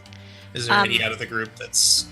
One of the two is older than the other one. He's a little bit taller. Not particularly like outgoing or confident or, you know, social, but he's probably your better bet if you want to speak. I look over. I look over at him while everybody seems pretty entertained with this. And I say, "What is your name, little one?" Excellent question. Let me pull up my list of names. So he kind of looks up at you as his companion continues to draw and doodle, and very nervously is like wringing his clawed hands together. My name, Rez. Sorry, what? Say it again. Rez. Rez. Rez. Rez. It's nice to meet you, Rez. My name's Troy. No need to be nervous. Troy. That's right. Perfect. Troy. Yes. Troy. Do you guys play around here often and happen to know who the shop owners are? Yes, we live on streets. Okay. We happened to notice an older one yesterday who seemed like he was friendly. Reshi was his name. Okay. Do you know where I might be able to find Reshi? Rez? And Rez looks over at his companion, who has stopped drawing and is like looking back at him a little bit hesitantly, before kind of like nodding. And Rez says, "Let's take Troy to Reshi." Oh, perfect. That would be so very helpful. nice. So helpful. Okay, and then I'll pull out one more little cartographer's sheet or whatever I use and give it to a fresh one to the rest of the kids to kind of keep them occupied. Is the rest of the group watching me right now? Or? It's just the two of them. I'm asleep in a pot. Yeah, I've Oh, been the rest of kind the group, I of don't I've been paying attention, like as I like shop around. Okay. And like half perusing, but also paying attention to what Troy's up to. Okay. Hey, Rez, do you mind if my other friends join us here? They're also very nice and are very friendly and love hanging out with all of you guys. Friends nice. Okay. I would like. So I give them a very subtle nod to kind of head on over, but I don't know if I could look at them in a way of saying like just go slow, so as you know to not. I don't know. I can't communicate that more than just like a look. I guess hope they understand. I would like to head over and pull out like some little snack things I have in my bag, and kind of hand them to the two kids, see if they would like them.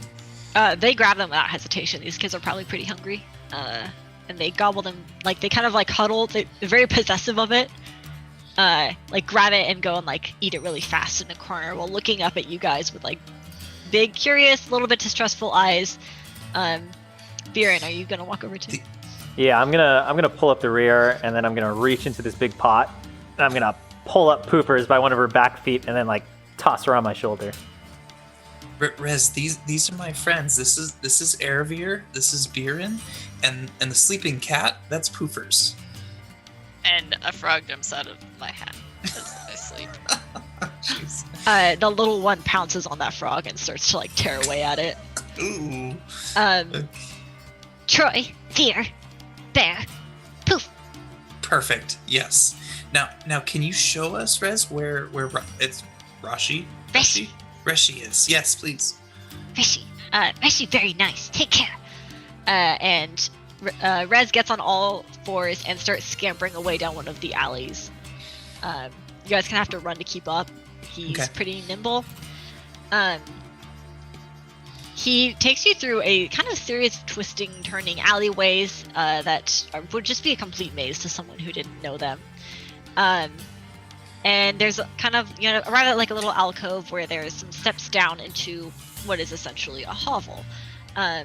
Outside this area, there is a younger, probably teenage lizard folk sitting outside doing some chores. There's like a kind of like a creek nearby, like a little like out. Like it's man-made, but there's a little run of water, and it looks like he's washing some clothes or something. I'm setting an image in our context channel Discord, but he is a sort of teenage-looking red lizard folk with some purple and orangey feathers. Now the picture I'm sending has him armed. He is not armed, nor does he have a cute little pet. It's just the only image I could find. So there you go. Disappointing. He's not, Aww, you left out the pet. yeah, he does not have a pet. You should describe him though. He looks pretty cool. He's red. He's got some black and purpley orange feathers that come out of like the back of his head as well as at the end of his tail. He looks slim but well built and kind of like more dexterous than strong, I guess. I don't really know what else to say about him. The good description. He's wearing like monkish looking robes, you'd say? Maybe it looks like Something a gi or something. Hmm. Kind of a two-toned gi with a sash. By the way, Thought Poopers has sash. woken up and is now like on Barry's shoulders, kind of like a little kid would be on their dad at Disneyland, running around. Are you like popping like on his head, playing the drums? Yeah. That's about right. Steering with his ears. So this teenage lizard folk kind of sees the party approaching with Rez scampering ahead of you, and he quickly drops what he's doing and comes up and leans down towards Rez, and they begin speaking in a different language, which Erebir can understand. The older one, the teenage, says, "Rez, who have you brought here? These are strangers. We cannot simply just trust anyone on the street." And Rez, much more eloquently than he is speaking common, replies, "Well, they are very nice people. They gave us food and toys, and were very kind to the pot seller. At this point, the teenager looks up at all of you, kind of suspiciously, before picking Rez up and turning to all of you and saying, how can I help you?" I'm gonna look over at Erebir since she kind of, I know she understood what they just said. You're muted. I kind of just give the gist that the older one is suspicious of us and the younger one is saying we're kind. Are you saying that just in common? Just telepathic. Okay. I said, I'd like to ease your distrust of us. We are here with good intentions, and by no means, I know we're outsiders, and it's a pretty uncommon thing, but we are here to help, and we mean only good. So we were just hoping to speak with somebody we saw. One of the merchants we saw, Rashi. God, I can't get it. Sorry, Rashi. Reshi, who we saw yesterday, but he's not in the market today. So we were trying to find Reshi. Yes, you are the outsiders that I saw through the city yesterday. You were taken to the palace, no doubt welcomed by the pharaoh, as it would seem. What What do you seek? It was not the warmest of welcomes. Well, you should be thankful you're not dead. We are thankful for. But do you know of Reshi's whereabouts? What do you seek Reshi for? We noticed that he seemed to be friendly towards the kids, and there was a particular interaction where it almost seemed like he was helpful. So we were just hoping to speak with somebody who may be a kind and helpful influence in the town. The Pharaoh sent you. Not exactly, no. The Pharaoh gave us free reins of the city, but we were coming on our own accord here. The Pharaoh let you roam the city. There must be a reason for that. I kind of point up at the sky, which I'm assuming is still the Eye of Roth, and I said, "Yeah, we're here to try and help with that. Pharaoh or not, that's concerning to us as well." He looks at you all very distrustfully and says, Reshi's not feeling well right now. And he, at this point... Is he hungry? Are you hungry? And then I look over at Barry, hoping that he's able to produce some food or something. Not magically, but just have some food to hand over. Before that happens, this teenage lizard folk says to Rez, go tell them to pack up and move, and then puts Rez down, and Rez scampers inside the kind of the building there. And then you say, can we help or whatever? And the teenager says, we will get by on our own. You can continue your service to the Pharaoh, no doubt. I telepathic message Troy. They're preparing to leave. Okay, well, we don't want to stay past our welcome, so if he happens to feel better and is interested in talking with us, please let him know that we're here to help, and would be happy to speak with him on his terms when or wherever that may be. While Troy's doing this, I'd like to step away, like into one of the alleys, and go invisible. Okay. Can you roll stealth check to I step guess I'm away? gonna have to get off your shoulders, otherwise it's gonna look real weird. Yeah, I put down poofers, and I'm gonna go take a peek into the window of where the little kid went inside. Can you roll a stealth check to step away while still visible? Sure.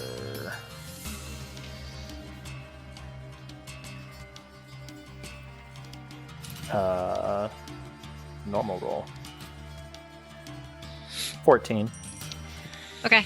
He seems very focused on Troy right now, who's that's kind of like keeping his conversation going. Step away, turn invisible, and take a peek into this building. Inside, you see a fairly large number of children and what look like either sick or elderly individuals who are all starting to get up and kind of pack some things up.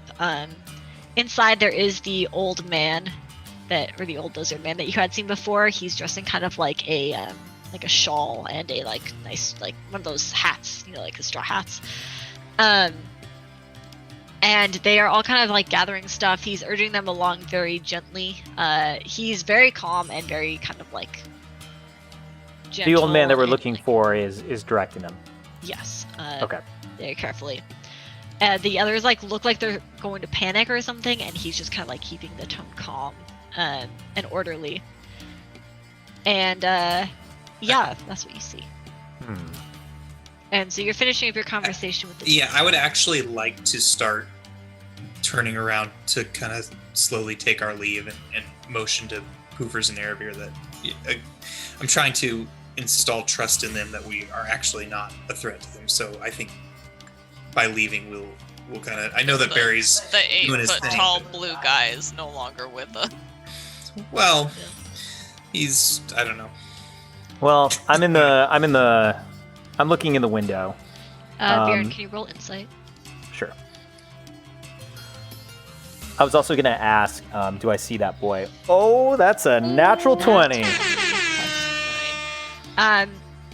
The area that you're looking into appears to be kind of like a safe house, almost like, you know, the people here are people that need to be taken care of. From what you can deduce from the conversation with the teenager outside is whatever they're doing is, you know, like this kind of collection or service or whatever is probably not too kindly looked upon or something like that, or there's something odd going on where they want to stay hidden. However, the supplies inside that you can see, you know, they're packing things up, are very meager. They don't Sure. have a lot of supplies. Not a lot of food, not a lot of water, not a lot of medicine, that kind of stuff. All right, time to make a play here. We should leave supplies. We should leave him something. And just... So what I'm gonna do is while invisible, I'm gonna walk inside, Oh, jeez. and I am going to. It's pretty cramped. Like, it's going to be hard to not Yeah, be run I into know. by someone. That's fine. That's fine if I bump into people and they're a little bit confused. Okay. I am going to cast create food and water, and I'm gonna cast a lot of it. Okay. And then I'm gonna go into the corner farthest from the door. Or no, I take that back. I'm gonna go where the old guy is, and I'm gonna. They're all big, right? They're like 8 feet tall. They're like my size. Yeah, well, I mean, they're all smaller here because they're mostly old, sicker children. So, I'm gonna- but yeah, I'm they're gonna- like large. I'm gonna reappear, and I'm gonna lower my height a little bit to adhere to them, so I don't seem as intimidating. Okay, so you just spawn a bunch of food and water and then appear. Yes. So Trey, the rest of you are backing up, leaving, and there is a huge ruckus inside. There's some yelps, some screams, general just exclamations of surprise and some terror. The older man stays, again, very calm. He seems to just be, like, at peace. And though he does look at you with some surprise as you appear, you know, unexpectedly. But he doesn't seem as, like, terror-struck as the rest of them. The teenager hears all the ruckus inside, looks over at you, and then you, Troy, and then rushes inside to see what's going on, where he sees a giant blue man, but not as giant as he used to be. We would like to follow. Yes. And then all of you follow inside, and the teenager automatically kind of, like, gets down low in, like, a battle stance and says, "What's your business here? The Pharaoh sent you here to find him." Have at, Barry. This is your move. Yeah. Yeah, this is you. While we it seems that everyone's a little hungry here, and And maybe. The old lizard man kind of, like, puts his hand up to, like, and, like, pats you on the shoulder. And he turns to the teenager and says, "Now, Bast, look what he has given us. It is quite a bounty here. They're clearly here to help. Let us not be so hostile to the newcomers." And the teenager relaxes a little bit, but it's still very, like, You got tense. quiet. Move your mic What back did to your you mouth a little. The There you go. teenager is who's called Bast, is still very tense and, like, ready, but obeys what he was told and kind of, like, stands up and lets you all in. And the old man turns to you and says, "Well, it is quite a surprise to see you here, stranger. I think that is no secret for us, but everyone, it is okay. Look at the bounty he has brought. We are in desperate need of this." My name is Biren, and these are my friends. And we are actually what you call wardens. We try to protect and help people that are in need. And it seems like right now, you are the people that we are here for. I have heard tales of these wardens, though their influence has never been seen here. You may call me Reshi. I take care of the sick and downtrodden here, though it's not a well-liked service by many. While we're here, and I think you know why we came looking, we noticed that you were with a boy. And we're here on more than just obviously here to help you. We're here because of the thing in the sky. And we believe that there may be some kind of magic that is being used to control this city in maybe not the most positive ways.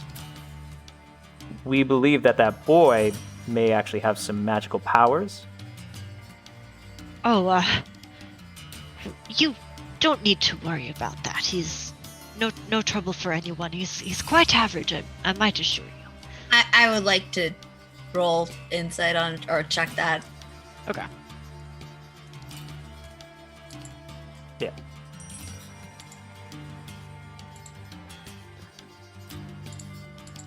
He is very composed and speaks this without any indication that he is being deceptive. He's very calm.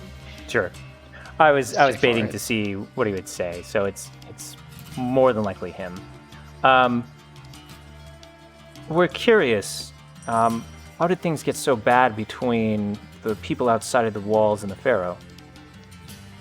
Well, to most, it is not bad at all. It's just the way of things. It's the ruling class and the Pharaoh are chosen by our god, and the rest of us perform service to them, to honor them, and revere them so that we may continue to be blessed with safety and food, water, all of the rest. It is to many just part of life here. Can I roll insight? Is he being honest that he actually believes that? Or as I like to say, a bullshit check? 16. Again, he's very composed. Doesn't do the typical signs. He doesn't look away or anything like that.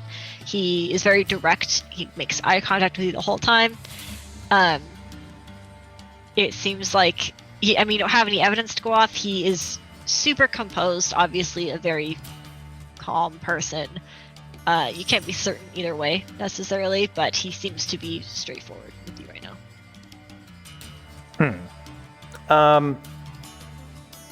Maybe when everyone here is safe, maybe you and my friends should have a discussion about what's going on in this town. So there's something off. I know there are many who are sick, but this is the typical course of events for the winter. Your supplies run lower than usual, and I do what I can to help those in need. Just never enough, of course, but is there something more going on? There might be, but maybe it's better if we speak in private. With your insight checks, both Erebir and Buren from before, you see Bast, who is trying to stay silent out of respect for his instruction, is getting increasingly agitated. He's kind of tapping his foot a little bit. And Reshi kind of nods to you and give me a moment. Kind of walks around and settles everyone down and assures them that they're safe for now. Helps pass out some food that you've spawned, and then returns to you, thanks you very sincerely for the food, and says, "All right, well, let's have them rest. They were quite surprised at your entrance, but you said you wanted to speak. We can do so outside, I believe, with some privacy." Sounds and good. he walks outside towards where the little creek is. And Bast follows you. Unless you want to dismiss him or something like that, he seems pretty adamant in coming along. That's fine. Of everyone who's in this little kind of group of people, like I said, it's elderly, children, and kind of sick or diseased people. The only Sure. kind of other healthy one besides Reshi appears to be Bast. So Gotcha. While we're walking out of distance, I'll say, I really did enjoy your statues that you had at that stand before. Yes. Well, what can I say? The old hands of a carver like to stay busy. If you have some, I'd like to buy one. Oh, well, certainly. Best, will you go retrieve one from the stores? And he kind of and turns around and runs back inside to go grab one. So at that point, Reshi, while we are allowed to be here because of the Pharaoh, we do believe that there's something more going on. We believe that there's some kind of magical effect that is being used by the Pharaoh to potentially corrupt the land and keep many people in a dangerous position. Why would the Pharaoh ever wish to do something like that? We're not sure. All we know is that we come from a distant land looking for these items, and Items? there are these items that we believe that could be part of a larger problem, and I point up at the sky. They're often sources of power or change wherever we find them. And it just so happens that it was found out that the Pharaoh, this is a new Pharaoh over the last year, it just so happens that some of these artifacts, I'm not going to use the word artifacts, these items started coming into effect about a year ago. And do you think one has found its way here? It's possible, and we're trying to find that out. And at the same time, we'd also like to help you. As you can understand, the Pharaoh believes that there is some kind of insurrection that's happening, and wants us to deliver the leader of that insurrection. And I don't think that we're really going to do that, but at the same time, to complete our investigation, we need to pretend like we're doing so. It's as you say, like we're not like talking about the insurrection that Bast returns and with the little sculpture, and he rushes up next to Reshi and faces all of you and says, "I knew it. You are here to work for the Pharaoh and find us and rat us out." And Reshi kind of like looks at him and says, "Bast, calm yourself. It is all right. They are clearly friends here." And Bast says, "Don't tell me to calm down. They've come to find you and to find us and to destroy everything that you've worked for." And Reshi says, because I can only do the one voice, I've not worked for anything. You know that I wish only for peace and nothing else. We work to heal and to help, not to cause dissent or turmoil or break tradition. That is not the way of things." And Bast gets very frustrated and like kicks the sand and goes over and sits by the creek and like taps his foot after pushing the sculpture over to Reshi. I'd like to walk over to Bast, and I'm gonna sit next to him and be like, we really aren't friends of the Emperor. We might not be his enemy. Man in power. We may not be his enemy yet, but seeing the status of the city and the people in it, how they're starving, doesn't paint a good picture for the people in power. If you are not an enemy of his, then you are no ally of mine. Oh, well, and I hold out my hand and I do a little magic thing. I think you'll find us a little bit different than some of the people here.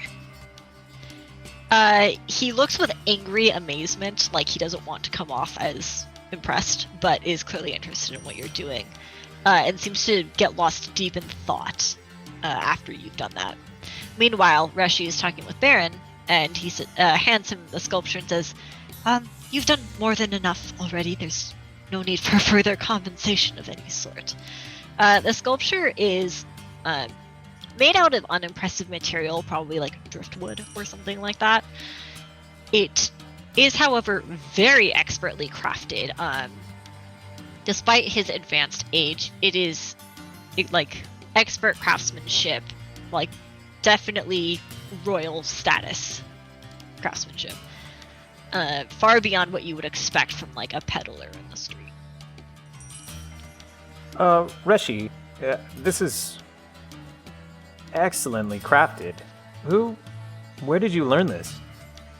Well, of course, I used to be an artisan in the palace and designer of many statues, artifacts, and other sorts of pieces, but, I hit my age of retirement and decided to retreat back to to where it was most needed, and of course it is not well liked or smiled upon by the royalty to see one of their own join the peasantry, but it is what it is. I felt it was the right thing to do. I think that your young friend may have given away that you're the one that we're looking for. He's not quite so subtle as he thinks he is, but all of this talk of uprising and change and breaking traditions and whatnot it's not my way of things. I don't encourage it, but he and the other young ones are adamant that the pharaoh upon the throne is wrong and wish to see him righted. But what kind of tradition is poverty and starvation? It is the way of our people to have the different classes and we are all servants of the Pharaoh and Zook. I will admit that conditions have worsened, but it is not necessarily atypical for this to happen. What makes the young ones feel that the Pharaoh is wrong and shouldn't be there? What is it about this Pharaoh that they feel is different? And he kind of casts a glance at Biren and kind of like knowing, like smirk almost. And he says, well, the Pharaoh is the only magic bearer of our people, and it is quite obvious that the Pharaoh on the throne is in possession of this, but the young ones seem to think that this is some sort of trick or something, and that there should be another rightful individual on the throne. Do they think that's you? And Bast hears this and turns around and says, it's obviously him. He has all sorts of magical talents. He uses them to help people. And Reshi turns and is like, boy, no, but it's like, calm yourself, Bast. It's not my place. I'm just far too old, and I don't want to cause more distress in the city. And Bast he doesn't like talking back to Reshi, very obviously, but he is super agitated at this and is being silenced. Well, I think maybe we can help one another. From what I can tell, it seems like you're a good lizard person. And it seems like you want to help the old and the sick. And that's not something that we're going to get in the way of. But at the same time, for us to figure out our investigation, we may need your help. I'm not sure there's much I can do. My talents are very limited. Poofer's pads over to him at this time. She goes, question for you. If you have magic, and you clearly believe in your god because you make these statues to him, why do you not believe that you're the rightful emperor? Or, gosh, pharaoh? The pharaoh is chosen by our god, and I don't believe he would choose someone as old and feeble as I. He would choose someone young and strong in his convictions, and I have seen no evidence that the current pharaoh is not in possession of the magics. Who determines the pharaoh? Is it the seers? The seers and the advisors and officials perform the surveys of the magical talent, yes. Well, what if I told you that they can be easily adjusted, manipulated? It is not my place to question the palace. Well, I do think that there is a place between one's place and the right place. And all these sick people here and all these hungry people, it may be time for a change. Think of the good you could do from a different position. Gods generally that care about their people would want someone in charge who also cares about the people, that they are the embodiment of the god. We've been a lot of places, and the way that things are working here is not how they should work. Bast jumps up and says, this is exactly what I mean. You should be leader, Reshi. You would see that all of our people would be well fed and supplied and happy. And Reshi says, Bast, I have told you, I do not wish to bring chaos upon the city. What would happen to these people I'm trying to care for should something like what you hope for happen? Everything would be thrown into fire and ruin. People would be killed. I just want peace and stability. I know What things if- are not ideal, but I don't want to risk what is already at risk. What if we could prove that the Pharaoh doesn't actually have magical powers? This still would... Even if he didn't and he was not the rightful ruler, the palace and the guards are loyal to the palace, and they would see to it that what they wish done would be done. Well, there's a lot more of you than there are of them. And also, we're here. And you can't really say that things are that great the way that they are, you know? Peace is better than bloodshed, and I'm afraid that is the end of it. And he says, if you'll excuse me, there are people that need my help. And he, with some frustration, which is uncharacteristic of him, walks back into the building and leaving you and Bast outside. And Bast says, you see the problem I'm having here. I see the With- problem. as he's I also exiting. I get why he is that way. That's probably a characteristic of somebody who would be a good leader. But you gotta get him into the seat to make change. And while he's still in earshot as he's walking away, I kind of, not too loud, but loud enough for him to hear, I say, Reshi, all the people need your help. He kind of pauses at the doorway and then continues in. So he obviously heard you. And Bast says, he won't risk anyone getting hurt, even if it will lead to the betterment for everyone else. It's frustrating, and there are not enough of us who wish to change the status quo of things. Do you know? So he clearly has magical abilities. Does anybody else that you know have the same type of abilities, or is that unique to him? It is Reshi that is what makes him the rightful ruler. Okay. I'm gonna turn to the group here and say, I think we've kind of done as much as we can for now, but we're definitely gonna be back here and talking with them. But we need to convince them to keep things on the down low for us, to keep our positions Yeah. stable. We should probably tell that to Bast. Yeah. Bast, right? Is it Bast? Can you try to do us a favor and try to keep things calm and not violent? We're going to do our best to try and change how the things are in this city.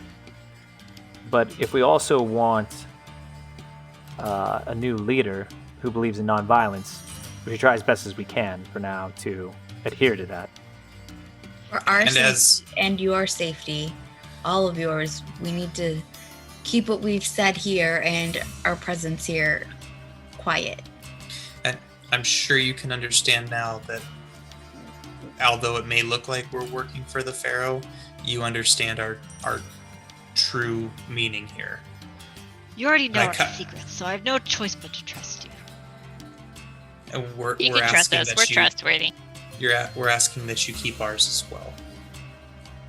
Don't we look trustworthy? Your lives and our lives are both equally in danger, so we will trust each other.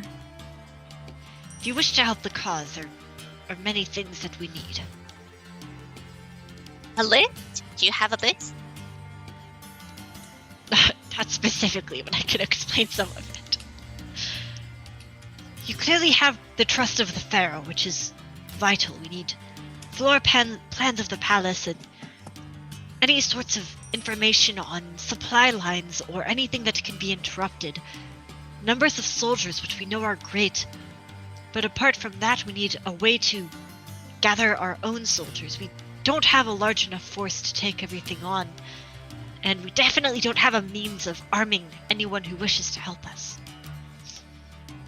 The number of palace guards are great and they are very well trained, but we have one advantage if you choose to help us.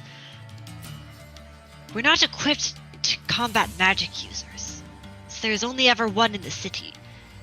So, whatever sort of magics you can perform are going to be a very large advantage in navigating the city and in making preparations for what must be done.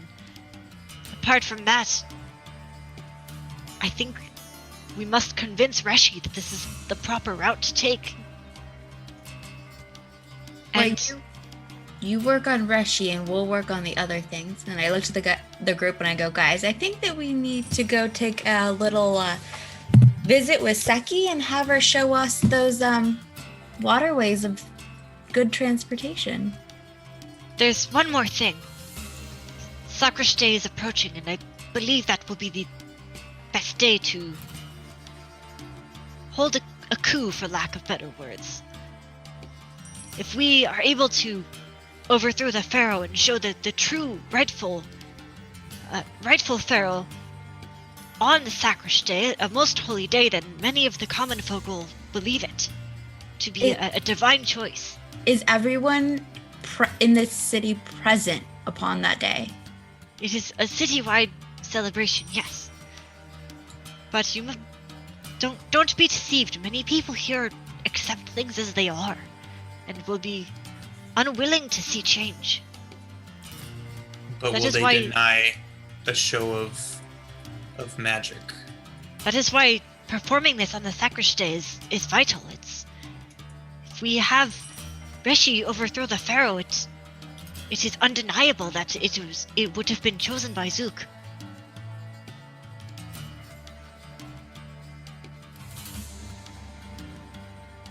How powerful is his magic? Who's Reshi's or the pharaoh's? Reshi's. It is. He does not like using it. It is very hard to say. This is another thing I struggle with. It is undoubtedly present. He can perform magics. I've seen it myself, but he doesn't like to do it. I don't know the extent of it. Okay. Yeah. All right. Well, I think you've been as helpful as we could have possibly hoped for. And sorry for the intrusion and the interruption of. I know it's a very important operation you have going here, but just know that we'll be in touch and do our best to supply what you've asked for. We'll be around. It shouldn't be too hard to find us. Just look for the 8-foot blue guy. At this point, I've no choice but to trust you. Should you choose to betray us, there's nothing I can do. Have faith, You'll Bass. see in time. Okay. And we walk away? Yep. I'd like to hand him 10 gold. He takes it and kind of like nods to you and thanks. Get whatever you can or need to help with everyone's comfort. As we're walking away, and like not super with Anisha, but in oldish, I'm gonna say to the group, what if we convince the pharaoh that his guard is the one mounting an insurrection? Cleo is still with you, Yeah, and she says, "Do you?" Oh, she can't understand Oldish. Never mind. you She's can like, telepath to her, Erebir. Repeat it. To her. Reshin? That Reshin, the one who was not happy we were there. the advisor. Mm-hmm. Well, he did seem quite discontent with the pharaoh's inexperience and immaturity. I mean, he could be a good target. He doesn't seem like a nice guy. Where are we headed to right now? don't I know think where- that we should go back and have Keshi show us the Waterway? The waterway. you can make your way back to the palace. At this point, it's probably like getting, like late afternoon. Takes you a while to walk through and navigate the city and everything. Again, have to stop and ask for directions from guards from time to time, who are not like violent or anything, but they don't like you. And you eventually make your way back to the palace, where you can find Seki. She's in the art chamber. So, yeah, she's excited to see you as always. Welcome back. How were your investigations today? They Yeah, were good. Very We- hard. Did you find the wrongdoers who seek to bring down the honor of our god?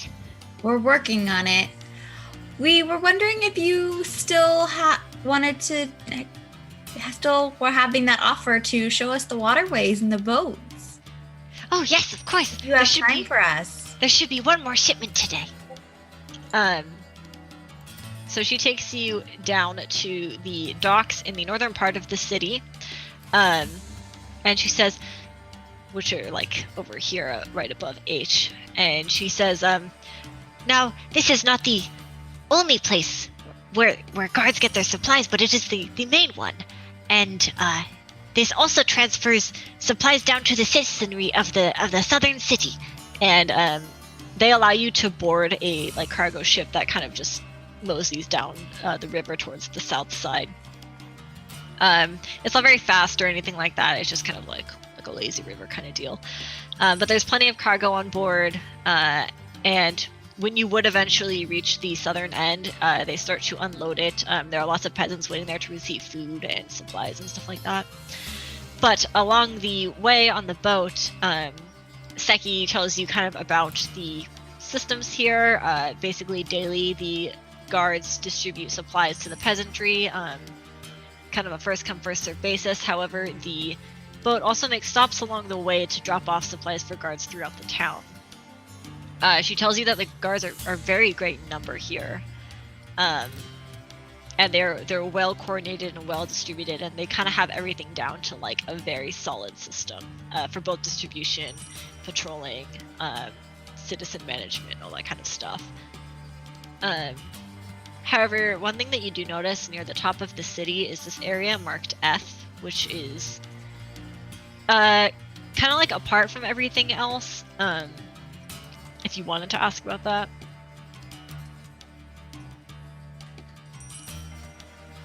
I was definitely interested in that because it seems pretty ornate compared to the rest of the city. Yeah. Yeah. It's actually not. It's more like ruined if you really zoom in. Oh, okay. So it is. Yeah. Well, it still looks interesting. Yeah. My throat is hurting, so I'm just gonna say this in a normal voice. She explains to you that is where the workmasters stay. That is like their residence.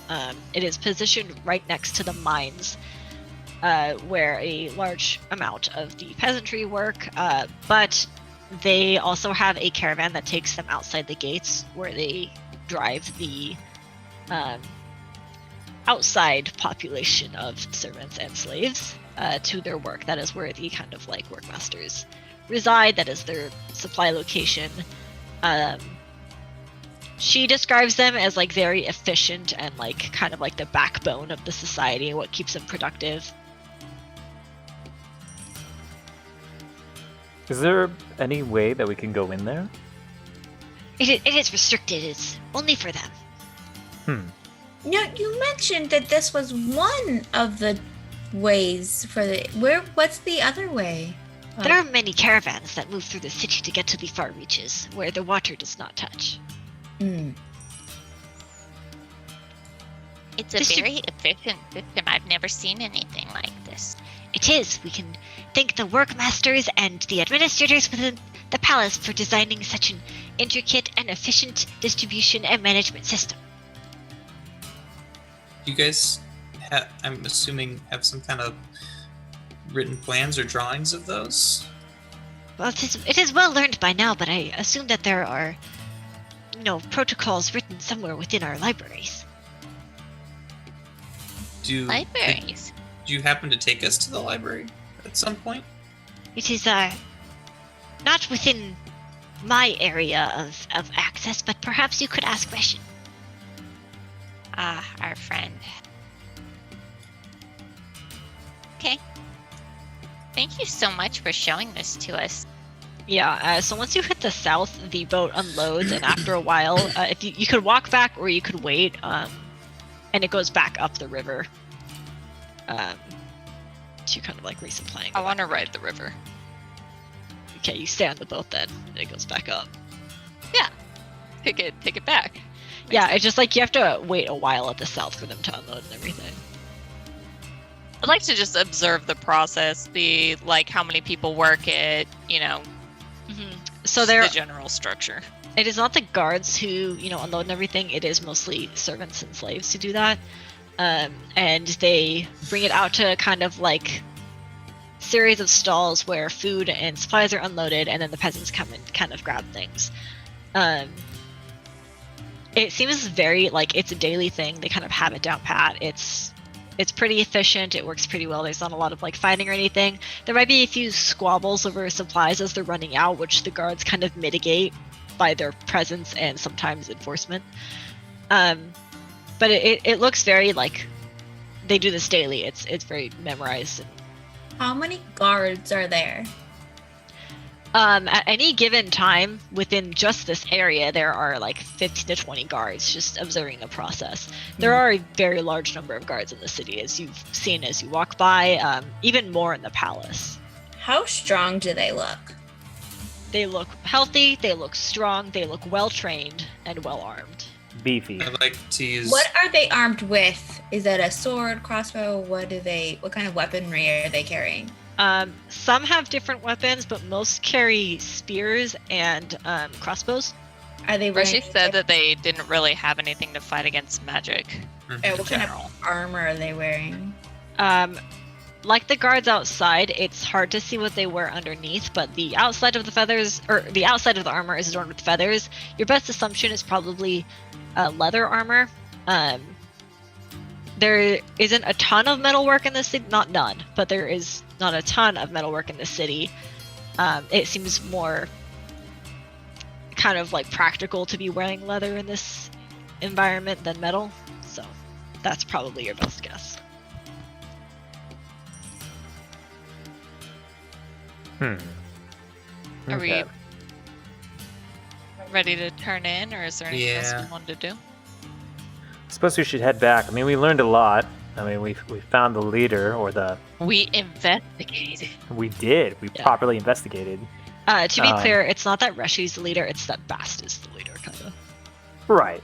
But yeah, Reshi is their Christ-like figure that they want to Yeah. insert as the new pharaoh. Mhm. Okay.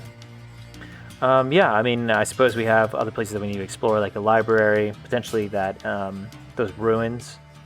And we still need to figure out, though, at the same time, if there is actually artifact magic, because we haven't really necessarily found anything yet. Yeah. The DM did give us a hint that there might not be a clue of artifact magic anymore since the rip opened. Yes. My indication was you don't know how they changed in response to that. So we need to go into the do not enter places and look around. Well, we do know this though. Okay, not to. Can we be talking like back at our quarters if we're done? I have one more thing I want to do tonight, but Okay. Well, do that. Well, then. okay. If we're talking, I was gonna say we do have one more thing to figure out. If there's only ever one with magical abilities here, then clearly the Pharaoh's getting it some other way. From the scepter. Yep. From the scepter. And I'm assuming that magical artifacts here are hard to come by. My best guess is scepter, but we can't be sure. But didn't we see that other artifacts were very difficult to handle and harmful? That's true. Barry, didn't you say that the magic was kind of leaking onto Pharaoh? It did seem like it was expanding around a little bit, but that doesn't It could necessarily be mean... that the artifact want him to use it. You know, Maybe. maybe they have a brain. You don't know. Maybe they're a They don't. hive mind. You don't know. We need to find out. anyways, when you return to the palace, you are summoned to the Pharaoh's throne room. And just to clarify the timeline, they said 5 sons. So today was the first son, and you have 3 more, and then the 5th one is Cypress Day, so you have 3 more days. I'm not looking forward to 4 days from now. So Cypress Day is the 5th day. And he kind of like straightens up. He gets excited. He's like interested in the newcomers. He says, welcome back. I would like you to report on your first day of investigations. Have you found the filthy imposter who's a pretender to the throne? We have come across some whisperings, but nothing that we can confirm yet. We have made progress, though.